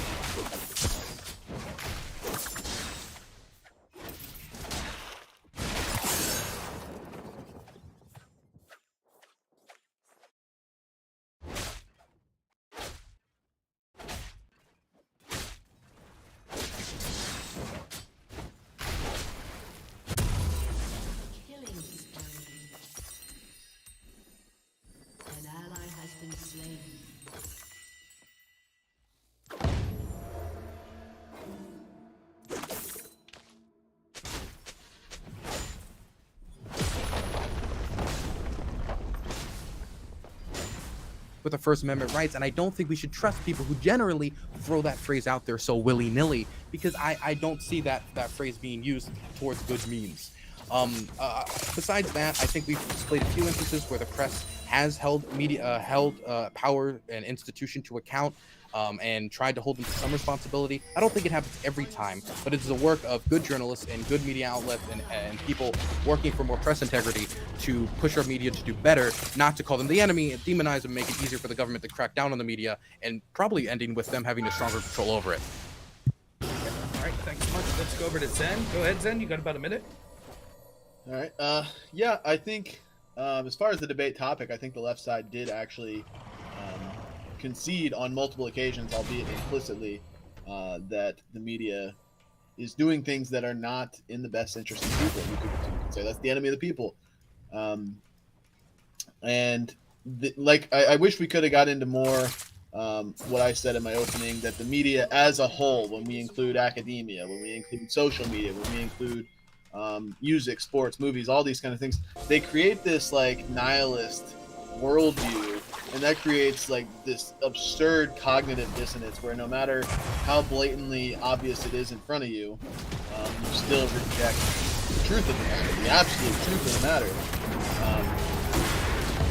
But I will say that the left side, Dylan and Destiny in particular, are very good apologists for the globalist regime and the mainstream narrative. They're very good at peddling what CNN and MSNBC and all these guys tell you, even though I think there's a lot of gaping holes in all of that. But it's also because people like Drone Tech here, who I want to have on our side. You're playing too much of the partisan political game, which is what the media is also peddling, and allows Destiny and Dylan to continue peddling their narratives that they want. The only one on the left side that has an ounce of sense, I think, is Loner Box. I don't think we agree on pretty much anything, but you do seem to have an ounce of sense in you on certain topics, so I'll give you that charity. But I did enjoy the panel. I did enjoy the conversation, so thank you all for being here. Okay, let's go to the only lefty with sense. No, let's go to Lonerbox. Go ahead. You have a minute? I think given that a lot of these arguments are so almost identical to things that you hear from like the really radical left, it kind of tells you that the media probably does just like represent a lot of the views that come from the political center, because that's where most people are. Most people are not libertarians. Most people are not revolutionary socialists, which is probably why you would feel like if you were on the more extreme conservative or whatever else than the average American or whatever else, you wouldn't feel like the media represents you properly. But I mean, you can either cry about that, or you can work to get your messaging and grow your movement so that you are more represented in media. You can start your own media. I don't know. I could just make the argument that media is run by capitalist owners or states who are in bed with capitalist owners, and most people are not capital owners, therefore the media is an enemy of the people. But at the end of the day, more people are probably pro this system than they are like socialism. So I think it's like, unfortunately, like kind of reflected. I think a lot of the problems are a lot to do with like monopoly or just like systemic interests, or like the drive to get stories out for profit and things like that, which you can probably work around with like some policies. I'm still looking for the story about the media constantly reporting Kyle to be a murderer as fact. It looks like he's just suing a few people who did like opinion stuff, and the other mainstream outlets that did report false facts have made retractions. So I don't know. I just got to say, before we move on, one of the ironies is if there was something the media was reporting, you would see it, and if there isn't, you wouldn't. So I was going to say, like, yeah, what about that big left-wing riot in my town? And then watch Dylan furiously look it up for like ever and be like, yeah, you didn't find it, did you? It proves those. I waited for 45 minutes. But I see what you're saying, though. Andrew, go ahead. You have a minute? I put my hands on my head. It means I'm super right. My rhetoric is fucking great. And I said wait 60 times. So you know, when I say wait 60 times, that means I'm about to say something important. So wait. You guys conceded our entire argument. You completely and totally agreed with us that the media is fucking corrupt. They run with their own narratives. I brought up Destiny's own words. I've actually, maybe the only one on the panel, I read Destiny's manifesto. He brings up these types of things over and over again as his own narrative, in fact. And I think in his manifesto, he was even trying to be somewhat unbiased, right? Surprisingly, I think he was. But inside of this, you see that these keys exist, and these keys are, one, the thing that turns the major lock is that Destiny himself has been crucified by false media narratives. He knows that it's true. He's only arguing with us because we're on the right, but I don't even think he believes the shit that he's saying. To be perfectly honest with you, he knows that there's maliciousness that's out there in media presence. He agreed what media presence was. It's unbelievable to me that he would even argue against this, but here he is. Now, I have the most important question of the night that I just want to ask Destiny directly. I was not able to the entire debate. Destiny, did you pork Brittany from Politically Provoked? Like, did you drive up in your Coomer mobile and did you give her the old in out? Did you do it, Destiny? All right. I want to know. I want inquiring minds. And hang on. Let me finish. And before I end it, I just want, before Destiny says none of your business, he did ask BX Bullet if BX Bullet humped Zerka. So I think it's fair that I ask him the same question. I think it's fair. Anyway, go ahead. It's over. Right? He doesn't have to respond to that. Drone Tech, go ahead. You got a minute. Yeah, I think the other side, you guys did make some decent points, and I see where you're coming from, but just what I've observed over the 20 years or 25 years I've been following this stuff is that since at least the year 2000, it seems the media got staunchly partisan, and it's only gotten worse as we've gone. And what's happening is you hear the media talk about it all the time, like there's two realities in America, and that's what I worry about, is that the media, there's more of the what I call Democrat state media than there is the other side. And although I think there's plenty of faults with the other side too, very similar ones, they do the same thing. But and Fox is the #1 watch station, but when you have all the other news networks out there constantly demonizing and calling everything, anytime they're criticized or the Democrats are criticized, they call it right-wing conspiracy theories or that kind of thing, white supremacists. What you essentially have is half the country just dismisses anything they hear, and they believe anything the Democrat state media says, and that's a problem when Democrats are in control, because essentially what they're doing is setting up a two-standard system where the other side essentially gets criminalized and censored out of existence, and you have what's left. And I really see that happening. You see it with what can't be spoken of, and they said you can't release that stuff because it's going to be a security threat. You can't scrutinize us because it's a security threat, because the other side's so violent, and right-wing political violence is the most prominent thing. And I think that's what I think makes them the enemy of the people, because essentially they're turning half the country into an enemy of the other side, which gets portrayed as almost holy. Like their policies are never wrong. You never see any real scrutiny of Democrat policies, because they're doing it for I disagree. Not the way, like when I turn on NBC every day, just broadcast news, CBS, they're talking about Republicans. Like I very rarely see them going scrutinizing a Democrat policy. And so that's where I think the danger is. I think that we're kind of moving towards there's a Chinese activist named Weiwei, and he's talked about it before, how the media is trying to enforce a certain political correctness is very similar to what you see in China, where the state and the media, they enforce a kind of unity political ideology. And I feel like that's exactly what we're seeing forming in the US. And the other side, our side, is getting smaller, dwindling more and more, until eventually essentially standing against their agenda, the Democrats, the left, whatever you want to call it, will be considered dangerous, terroristic, white supremacist, racist, simply opposing them or criticizing them at all. And so that's what I think makes them enemy of the people, because that's what we are to them. We stand in the way of their agenda, and that makes us the enemy. Okay, all right, thanks. Destiny, go ahead. You have the last word. Wait. Come on. Okay, go ahead. Zed, he didn't interrupt you, please. I think that panel shows are the enemy of the people. That's all I got. All right. Thanks so much. So, hey, Destiny, my question. Brittany is a lovely young lady, and we chat. We're cool. That's it. Did you hump her, Destiny? Have you humped Rob Noor? Answer me that one. No. Andrew. Oh, well, Sorry, I was just telling him not have to you bring humped it Brittany, up, Destiny, or haven't you? Like, No. answer me. Go and talk to Andrew, her. I'm pretty sure there are Christians on the panel. Yeah. Watchers, though. That would be improper. Okay. All right.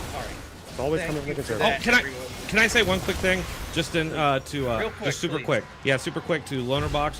You talked about how the media, you thought, tried to cater more to the center. Is that what you were saying? I think they would generally align roughly around like center, left, right. Yeah, maybe. Well, I mean, I would just say that trust in media as of 2022, as far as Gallup poll done, and I've seen this replicated over and over. What you see is high support and trust in the media by Democrats, 73%, while independent and Republican support or trust is almost non-existent. I feel like that would make. Sorry, go on. No, I'm just saying like the independent support, like you would think they would have kind of high support, higher than 36, you know, percent. I think that's like slightly hard to make sense of because, like, well, I'd imagine some of the reason for that is because since 2016, the Republicans, I don't think you guys would disagree with this, would like took a pretty huge ideological shift, whereas the Democrats had like what the squad, and then there's like 4 people, right? Where compared to Trump taking like his fringe of the Republican Party. So I would imagine if the Republicans changed a lot in a period of time, then the media would probably still reflect the ones who were more aligned to this, to what was this answer. Maybe that'll change. Maybe there'll be more demand for Republican media, and that can like start to level out. But yeah, I don't know. All right. So wait. Can I please say Rob, something? shout out promise- Danabelle, please. I promise I'll be quick. I did want to address Lonerbox when you said like you couldn't find any stories where media declared Rittenhouse a murderer as fact. None of us said that they declared it as fact. We were saying that they construed the narrative, not having known all the facts or leaving out impertinent facts to make it seem like he was a murderer, but none of them actually declared it as fact. I'm going to take your word for that, but I feel like you were saying they kept on calling him a murderer. All right. I guess Listen, there's no good place to end these things. We do have callers on the line. We want to be fair to them. Also, I remind you, you can find that Discord link in the description of the video or people posting it. Get in and get vetted. We still have a room for a couple of callers. So first caller, we're going to ask the callers, please try to keep it to 1 or 2 questions, because if we have one caller go 30 minutes, we won't be able to get to the rest. We do have super chats to get to as well. So the first caller is someone who has been on the Crucible before and has been on the arena before. Sin, thanks so much, Sin. Go ahead with your comment or question. Tomato soup, chat. Bring it on. Yeah, I guess my first question is for Drone Tech. You said you think it's exclusively the right wing who you think the media slant is biased against. Do you think that covering right-wing views is bad for media companies' profits? And if not, what kind of views do you think are the worst for their ability to make money? Well, you're saying, I don't think I understood the question. You're saying that I said that the media exclusively covers the right wing? No, you think it's exclusively the right wing who you think the media slant is biased against. Maybe you probably just meant generally, I'm guessing. Well, as far as what I would consider the Democrat state media, yeah. Yeah, so then the question was, do you think covering right-wing views is bad for media companies' profits? And if not, what kind of views do you think are the worst for their ability to make money? I mean, obviously not. I mean, I think at this point they are playing to their audience, because if you look at the trusted media and the Democrat, it's pretty much high Democrat support only, and so it's Democrats watching these networks. So I mean, I always said that these people did this regardless of the profits, because it seemed like they were losing viewers. I think they've lost about all the viewers they're going to lose, and now they're just trying to retain what they have. Do you think the numbers indicate that they're losing viewers because of like differences in the kind of coverage they're giving? I'm not sure. I mean, just going by the trust, I think people are just don't going worry into about the their second camps. question. I'm just trying to figure out like what are the worst, what views do you think are the worst for their ability to make money? The worst views that they could cover to make money? Yeah, like if you imagine they're like all equal in terms of everything else, they're all equally sensational, equally entertaining. What's the worst view in terms of making money? And caps. Yeah, I'm not sure. I agree. I'm too tired for that. I don't know. I just think it would be like socialism or something. I guess my other question is socialist critique, yes. Socialist solutions, probably no. They support socialist solutions. I mean, I was going to say. They don't want to hear the socialist critiques. You don't think the media supports socialism?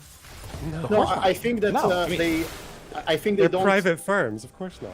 I mean, I think of like Stephanie Rules, like mocking people who are against socialism. Have any of them become cooperative? What do you mean? They are private They like firms. your message of expanding the state, but they don't like your message that denounces corporations as like or calls. So they don't like the the economic socialism system part. as fascistic. When Antifa march in the street or go to a G7 summit and call them all fascists, actually that's historically accurate, but not in the way they think. It's not because they're capitalists, it's because they're socialists. So when the Antifa members march against other socialists and denounce them, then yes, but what they want, their solution is just more government. It's like a backwards solution. Not more socialist government, though, right? None of these companies are becoming cooperative. They all want to stay private. They're private in your Marxian definition of that word, but not. Yeah, I'm just using my words, right? Wait. What is your definition where these are not private? What does that mean? What do you mean? Because a privatus is a family owner, small family, or an individual that owns the means of production. as soon as you have a shareholder organization, it is indistinguishable in its structure from the state. And the U.S. corporation in particular, the U.S. corporate law, the way that the corporations integrate with the government is inherently anti-private. It's anti-capitalist. So that perspective is something that you don't hear. It's the ANCAP perspective. And we agree with the socialists in the criticism. There is a criticism of the corporations merging with the state and that it's bad. But their solution is to let's increase the government, which is the biggest corporation. And our solution is to let's eliminate the protections that protect corporations, period. Kashmir, if you... Can I... Sorry. Yeah. Leave Dylan go. We'll give you more time, Seth. Go ahead, Dylan. Yeah, go ahead, Dylan. Kashmir, is there any government on the planet right now that isn't fascist by this definition? Well, maybe Liechtenstein, there's degrees to this, right? But there's doesn't this make that term kind of worthless? But you and the socialists would get along if everyone's a no, fascist. I don't think it's worthless. I think it's historically accurate. And when So you go every back government in is fascist. So how do I distinct like a Nazi government from like, I don't know, Joe Biden? Well, Nazis aren't fascists, they're socialists, I'll give right? you the distinction. Specifically, the National Socialists, or well, they're not really national. They were like the ethno-socialists. They determined that the means of production should be owned by a particular race of people.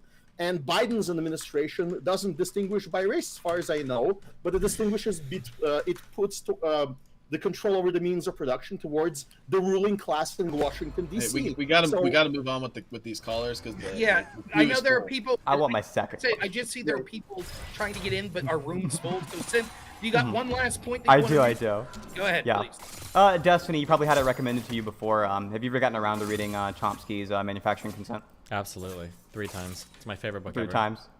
No, yeah, you should check it out, though. You'd like it. Okay. All right, that's it. Thank you, Synth. We really Thanks, appreciate Synth. the call. If you could leave the room, Synth, I can boot you out if you want. It'd make me feel better. No, boot his ass. Boot Get his out ass of here. We're trying to get. I'll do it. I'll do it. Yeah, you're there you kicked. go. Fuck out All of right, here. next, let's go to our next call. Let's bring in Lister. To those of you that are trying to call in, the queue only has a limited capacity, so there's only one spot right now, and as people move in and out, then it'll empty out. So hurry up and get in there if you want to get in. Go ahead, Lister. Hello. You spent a lot of time on talking about lies by omission by the media. I just want to first say that, of course, the mainstream media are the enemies of the people. They are there to protect capital and the capitalist class. If you look at polling throughout the whole of the West, generally people are more inclined to support socialist policies such as free NHS, schooling being free, policing, and just things like that.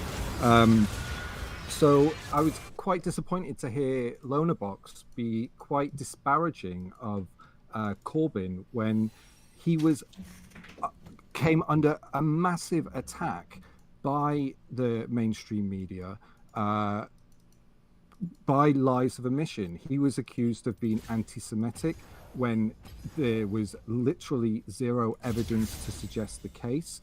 The lies of omission that were included in that were Boris Johnson, who wrote a book called 72 Virgins, which depicted Jews as being these snide business leaders trying to rule the world and that kind of thing. That never got mentioned a single time by the mainstream media while they were smearing Jeremy Corbyn as anti-Semitic.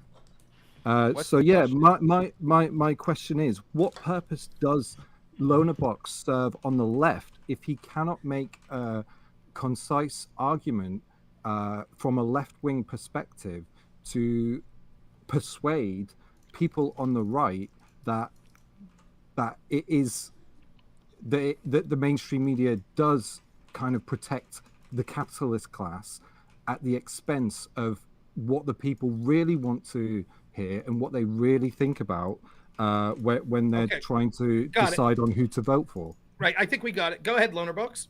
Okay, so I've actually still got videos up on my channel about how the mainstream media weaponized a lot of stuff against Corbyn in bad faith. I've never disagreed with that. I just don't think that the sole purpose of him like losing was because of that bad faith. Like Corbyn literally stood up and like referred to Hezbollah and Hamas as his friends and a crowd. So it's like you're like at the end of the day, the media is going to use that if they want to. But as for Boris, like Boris was like ravaged by the media at that time as well. Like he had to. There's like that viral clip of him hiding in a fridge because he wanted to avoid an interview. Andrew Neil trashed him because he was like dodging interviews. Tory Did they MPs mention his were. anti-Semitism? Yes, this came up on BBC Question Time, I think. Yeah, the book did come up. Yeah. What a single time? How many times did the Guardian report on Corbyn's anti-Semitism compared to Boris Johnson's? As far as I know, the reports from anti-Semitism came from mostly anti-Semitism in the party that wasn't being handled. The problem is that was actually true. It's just that whether or not Corbyn was to blame for it. Okay, it wasn't true. Have you seen the Labour files where Panorama made a flagship show in the UK? Panorama were trying to make the claim that there was all these cases of anti-Semitism in the Labour Party, and they used a conversation where this guy was supposedly asked by two Jewish members, no less, where he was from, as in what branch of the Labour Party he was from, and he went onto this flagship show and said that they asked him, "Oh, are you from Israel?" The whole conversation was recorded. It was easily verifiable. Panorama still haven't corrected the record over it, and it was this complete scam to pretend that, and not to mention that. Okay, Corbyn, I hate Corbyn to do this, did, listener, Corbyn did but much I think we more get the point. I think we get the to point. rid Let's of give anti-Semitism Lonerbox. in the Labour Party. Let's give than Lonerbox Keir the final Starmer word has on it. done, Okay, so I Keir haven't. Starmer has removed more Jews. Lonerbox, go ahead. No, Give I your haven't. chance. Like, I don't. Like, I haven't really denied a lot of this. I've said that like Corbyn was a fringe candidate. He wasn't treated as well in the media as a more centrist candidate would have been. I don't deny that. I just don't like what at the end of the day, what do you do with that? Like, you can cry about how like a more fringe candidate won't get the support of the press in the same way that a centrist one does. But like, you ultimately you have to make your views more popular somehow. So like, I don't really deny that. So you should be on this panel. All right, listener, thank you so much for your call. We do appreciate it. If we had fewer callers, I would give you more chance to respond, but I'm sure you understand. But we do appreciate the call. So next up, let's go with Gyro. Oh, hello, hi. Sorry about the darkness. I'm kind of at work right now.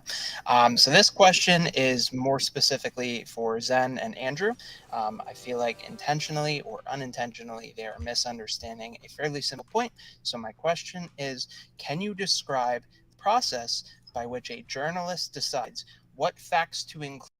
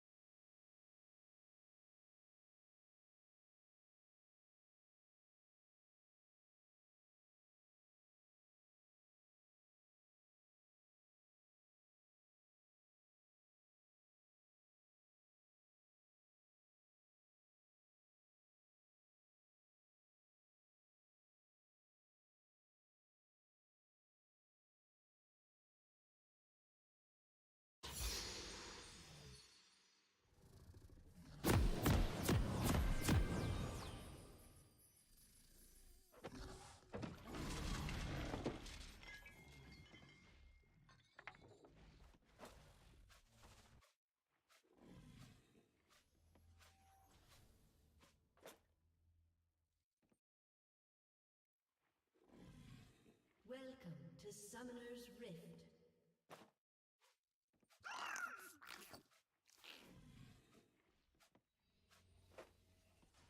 seconds until minions spawn.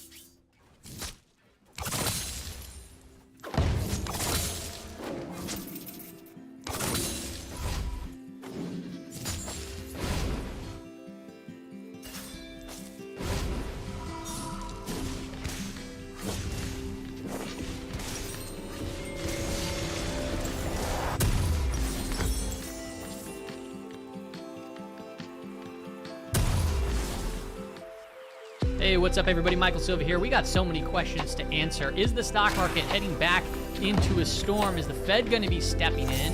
Bank stocks are crashing. Is this the next Lehman moment? What should investors do? We're going to talk about that on today's Stock Market Brief show. Look at the big news that swept the week was SVB, Silicon Valley Bank, the largest bank failure since the 2008 financial crisis, which has people really worried about financial stocks. But don't worry, Jim Cramer's out and about saying that JP Morgan, it's a fortress, nothing to worry about. But also, February 8th, he was saying that one of the top 10 stocks that was intriguing him was SVB Financial. And perhaps you remember back in 2008, he famously said, Bear Stearns is fine, do not take your money out. Should I be worried about Bear Stearns in terms of liquidity and get my money out of there? No, no, no.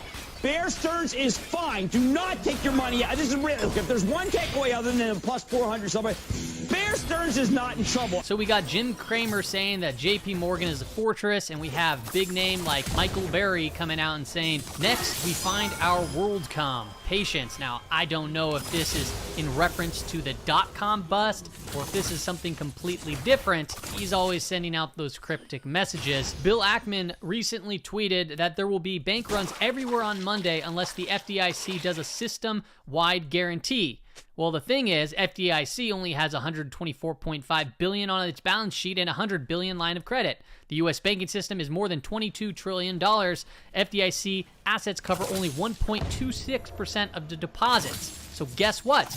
We need to answer the question, is the Fed going to do something about it? Now, I could show you this chart once again. I showed on the daily on my last video, but understand the KRE, this is the regional banking ETF. This is very important to watch out for, but we just had a week where we were down 16.05%. We have not seen something like that since the pandemic, right? So when the pandemic hit, and then also prior to that was, guess what? The financial crisis. And each of those times should look familiar because what took place?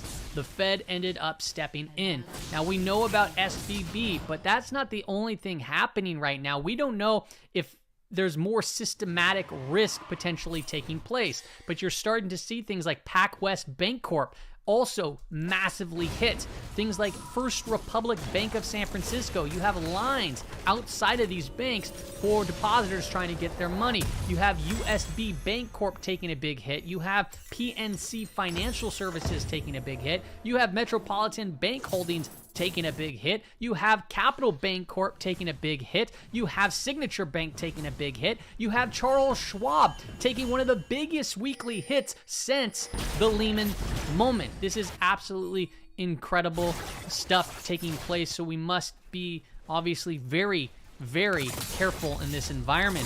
Look at the yield curves have been deeply inverted, so it's catching up. We've been talking about this since they inverted, and right before they were inverted, that this is not good for financials. And what I find interesting here is that the 10-year and 3-month is now 131 basis points inverted. The 10-year yield backed off, which is something that we've been saying to pay attention to.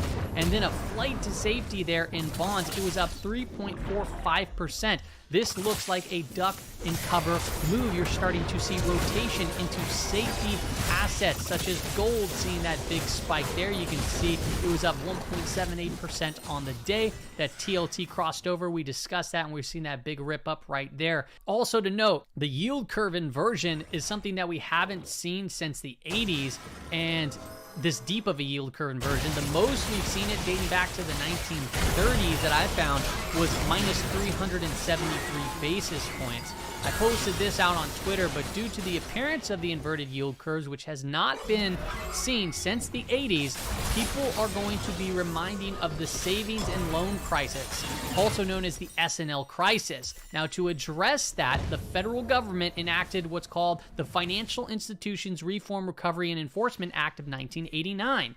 Okay, I'm not going to read this entire thing, but understand that they had key provisions, and one of them was RTC, which is the Resolution Trust Corporation, to manage the assets of the failed S&L and facilitate their resolution.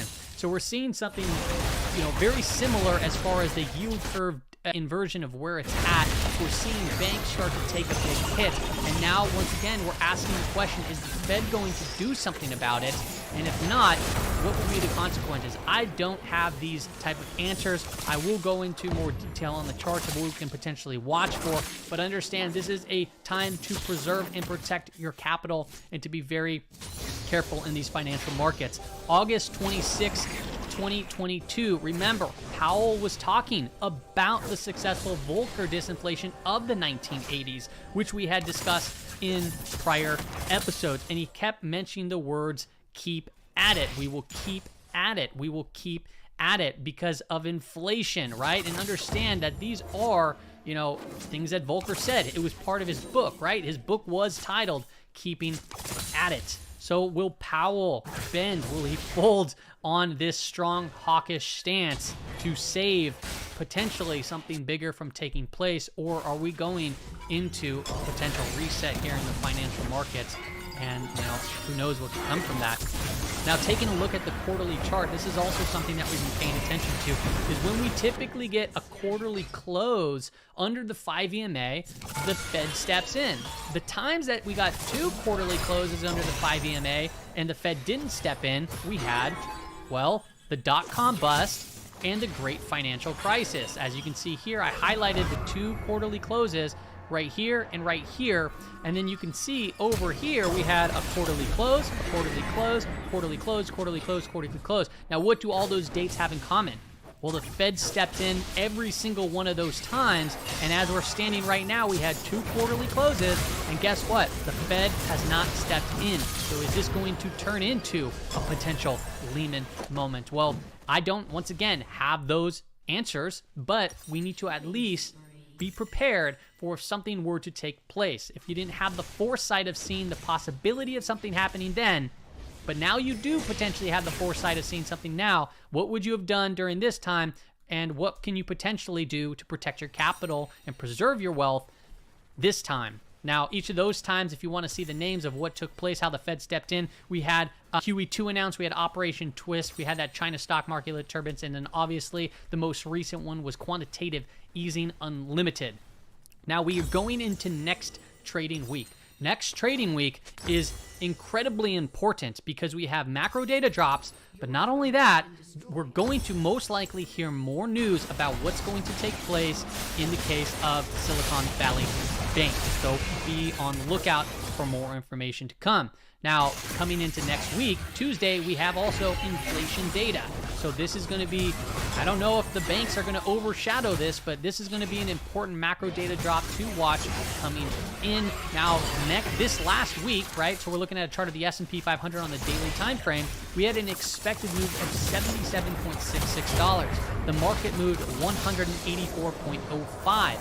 That is over a 2 sigma move in the markets. That, just to remind you, does not happen frequently. Remember, 1 sigma, 2 sigma. Okay, 1 sigma, 2 sigma. 95% of the time, we'll close within those 2 sigma moves. So that means if we get outside of it, there's only about a 4% probability that we can break those 2 sigma moves. So it's a very rare occurrence, and it just took place, okay? Going into this next trading week, we're looking at a $108 expected move. That's calculating the risk of what's currently going on, right? This is the option market as far as implied volatility goes. And it's also calculating, so it's calculating the possibility of, you know, what might take place with the banks. It's calculating the possibility of what might be taking place with CPI. But understand, we just saw a 2 sigma move. So what would a 2 sigma move look like going into next week? We would be looking over 200 points moving on the S&P 500. Now, if we just stay within the 1 sigma move, right? Remember, 68% of the time it closes within the weekly expected move. So that can take us to potentially down to 37.50 to the upside, but we can't rule out a potential rip back up, especially if we get good news, right? That could take us to around 39.50, potentially even more if good news actually comes. And I'll show you that we are oversold in many conditions momentarily. I'll bring you back to this chart over here. This was the chart measuring the anchored VWAP from the all-time high and the October bottom. And as you can see here, we just had a weekly close outside of it. It was a very big, bearish-looking candle. I also anchored, not really anchored, but, well, I guess I did to the 2022 high, the all-time high of where the trading volume is by price. And you can see this right here is where the most volume has occurred as far as trading. You can kind of see that because, right, we've been expanding, and then we went to contracting right here, and you can see we're breaking from that point right now. So if we start pushing further, it can cause obviously a lot more sell side. Now these points, they can potentially act like magnets too. So even if we were to break off, you know, it could come right back where it might feel safe. You can think of this as actually a distribution curve too. So it's like the same thing, right? 68% of the time we can break here. We can see 2 sigma moves and so forth. Okay, so seeing it break off from here, not the greatest look. And I'll tell you kind of what it is that I'm looking to do moving forward here. If we look at the daily time frame, we broke down from this channel here, measuring, right? We tagged multiple times here, we tagged multiple times here, we tagged here, we found, you know, support from a lot of areas of confluence, and now we broke down. So if we do start ripping back up, we might want to look for a potential retest of this broken trend line and see if it just turns into a potential dead cat bounce. Now, if we look at the 15-minute chart, we're pretty much in la-la land right now. We broke far from the 5-day moving average. We broke far from the month-to-date anchored VWAP, and we're broke pretty far from the year-to-date anchored VWAP. So if you're just getting excited and want to go long, just be careful, because even if we rip right here, back up to the weekly expected move, we're below the month-to-date anchored VWAP most likely. We're right below the 5-day moving average, and we'd be below that year-to-date anchored VWAP. So there's a lot of resistance. The bears are fully in control here. So if you're going long, you need to be very, very focused on risk. If you're shorting the market, I'll show you kind of something that I'm looking at. Now, if we measure an anchored VWAP from the March high, so the month-to-date high, you can see here something interesting that took place. Price came back up, it tagged it, okay? So we, on the bounce, it tagged it, so we add a new anchored VWAP. And you can see the anchored VWAP then comes down to this level. Guess what? Price bounced up to that anchored VWAP. So we measure another one from this point, boom, price sold off, and then we bounce what? Right into that anchored VWAP. So what is it that I'm looking for to potentially see a bounce? Well, you'd want to get above this prior swing, this swing high right here, right about here, to potentially come take this anchored VWAP. And if we can get above that anchored VWAP, we might be able to go for this one. So there's a lot of downwards price pressure. These are all decelerating, right? They're all declining anchored VWAPs. Now, if we take a look at the 15-minute time frame, a couple indicators, we have a positive divergence on the RSI. You might be able to say that that's wedging. Might be able to see that pop. Okay, you know, it's a very dangerous game right now, including with all the volatility that's packed in the trading sessions for the week ahead, which I'll go over momentarily. And then we have this price momentum oscillator also curling over. So things, once again, I said that are oversold conditions. They're lighting up here on the ranges. As far as the zones go, if you don't know what these are, this is something I share with my swing trading community. Basically what it tells us is, you know, you can think of this as somewhat like Bollinger Bands, but just using math from the book Misbehavior of Markets by Benoit Mandelbrot. Joe Zara created this indicator, and I'm just extracting bulk data where I can see multiple different markets globally, and I can quickly visualize what's being oversold and what's in overbought conditions, okay? And when it's all lights up green, it means it's at the lower range of those bands. And as it stands right now, we're getting a lot of that green, so things are getting, you know, obviously into oversold conditions, okay? So that's something that I'll be watching out for, seeing the change in that. And then also, if we go to the weekly expected moves, take a look here, KRE, we're looking to, in this next week, a $5 expected moves. This is also something that I share within the Patreon community. So I don't typically share all these here, but given the amount of volatility, if you want to screenshot this so you can see the weekly expected moves for all these products that I track on a weekly basis, this shows the upper level and the lower level of those expected moves for some of the big products. Once again, those are things that I track. But if we take a look at KRE, we're looking at almost a $5 expected move, which is pretty gigantic. So I'd be keeping a close eye on KRE. We have some big expected moves in themed products like NVIDIA. That's typically normal. And then the S&P 500, right? $108 expected move. The SPY, $11 expected move. The Q is a $10 expected move. So we are in the midst of obviously just a lot of volatility to come. More on some other indicators. We have the NASDAQ Bullish Percent Index. We're getting into pretty oversold conditions here. Remember, crashes can occur from these levels.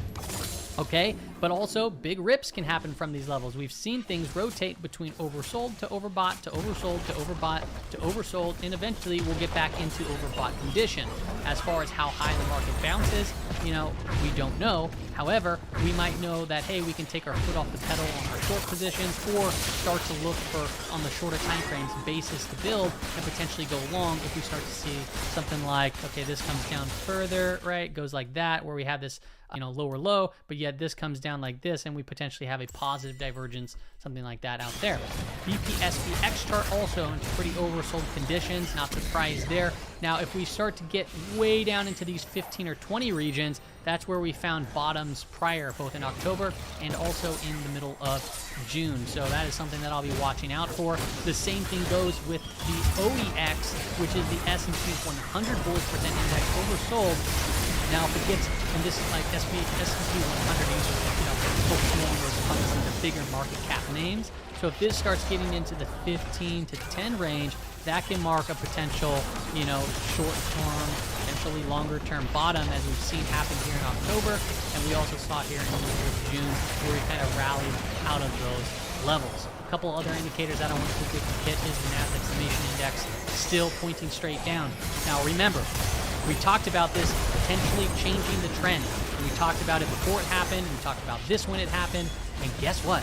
It worked. So it started moving down. So if you want to feel more confident about going long, wait for this to start turning back up and the parabolic star to get back underneath it, because it has been a helpful indicator for tagging short-term changes in trend. If we look at the Nasdaq McClellan oscillator, pretty oversold conditions, as we've seen the last time. It was way down here. We can see that it didn't mark the bottom, but we did see it kind of come out of there after seeing a positive divergence. Also, the 90 summation index pointing straight down too as well. Something I'll call that was this negative divergence here and started to play out to the downside. The 9 month 90 McClellan oscillator is in minus 307. That is very oversold conditions. You can see here we got very oversold before. That marked the bottom. We got oversold here before. That marked short-term bottom. We got oversold here before. That marked short-term bottom. We got oversold here before. That marked a short-term bottom as well. Now, I will remind you, if you do not recall this, so I have a longer chart. I'll do that when I remember. But if you get this across under minus 300 at the same time the summation index crosses around minus under 0, that is actually marked the start of bigger drops in the overall markets. And what I mean by that, you can see that right here. When was the top of the S&P 500 or the 90s New York Stock Exchange? Here in 2022, right? It peaked out in 2022 at the beginning. And what took place? We crossed down through the 0 line. At the same time, we got oversold, big breadth to the downside, minus 300 reading, and the market started moving down. This is the same thing that happened. I don't have it in front of me, but I know it took place before the 2018 drop. It was in 2008, and also I believe the pandemic, it did the same thing. I'll have to remember in that chart. I'll be very cautious. Be careful out there. People, I know we're a lot today. And really, what should we do? Well, we should focus on preserving and protecting our capital. I'll tell you what I'm doing. I had my money parked into a savings account where I'm getting interest on it. And after this whole debacle took place with SVB, I might need to look at breaking that a little bit. I'm not personally a regional bank. I feel protected to an extent, but now this is kind of shaking me a little bit to the point where, hey, I took out money out of the markets basically to protect it. And now we're seeing stuff like this where, you know, if you go over FDIC insured amount, you know, it's a little dangerous. So me personally, I'm trading a smaller amount of money in my trading account. I have more cash parked to the side because I'm just not looking to take on the amount of risk. Most people, when they see this stuff happen, they look to how did they take advantage of it, and I get and understand why, because Hollywood might be, you know, $100 million short. There's nothing wrong with that. But to be quite honest with me personally, I look to just preserve that capital and protect it, because I honestly do not know what potentially happened in these markets, and the reality of it is nobody actually does. That's all I got for you on stage. Everybody see you later.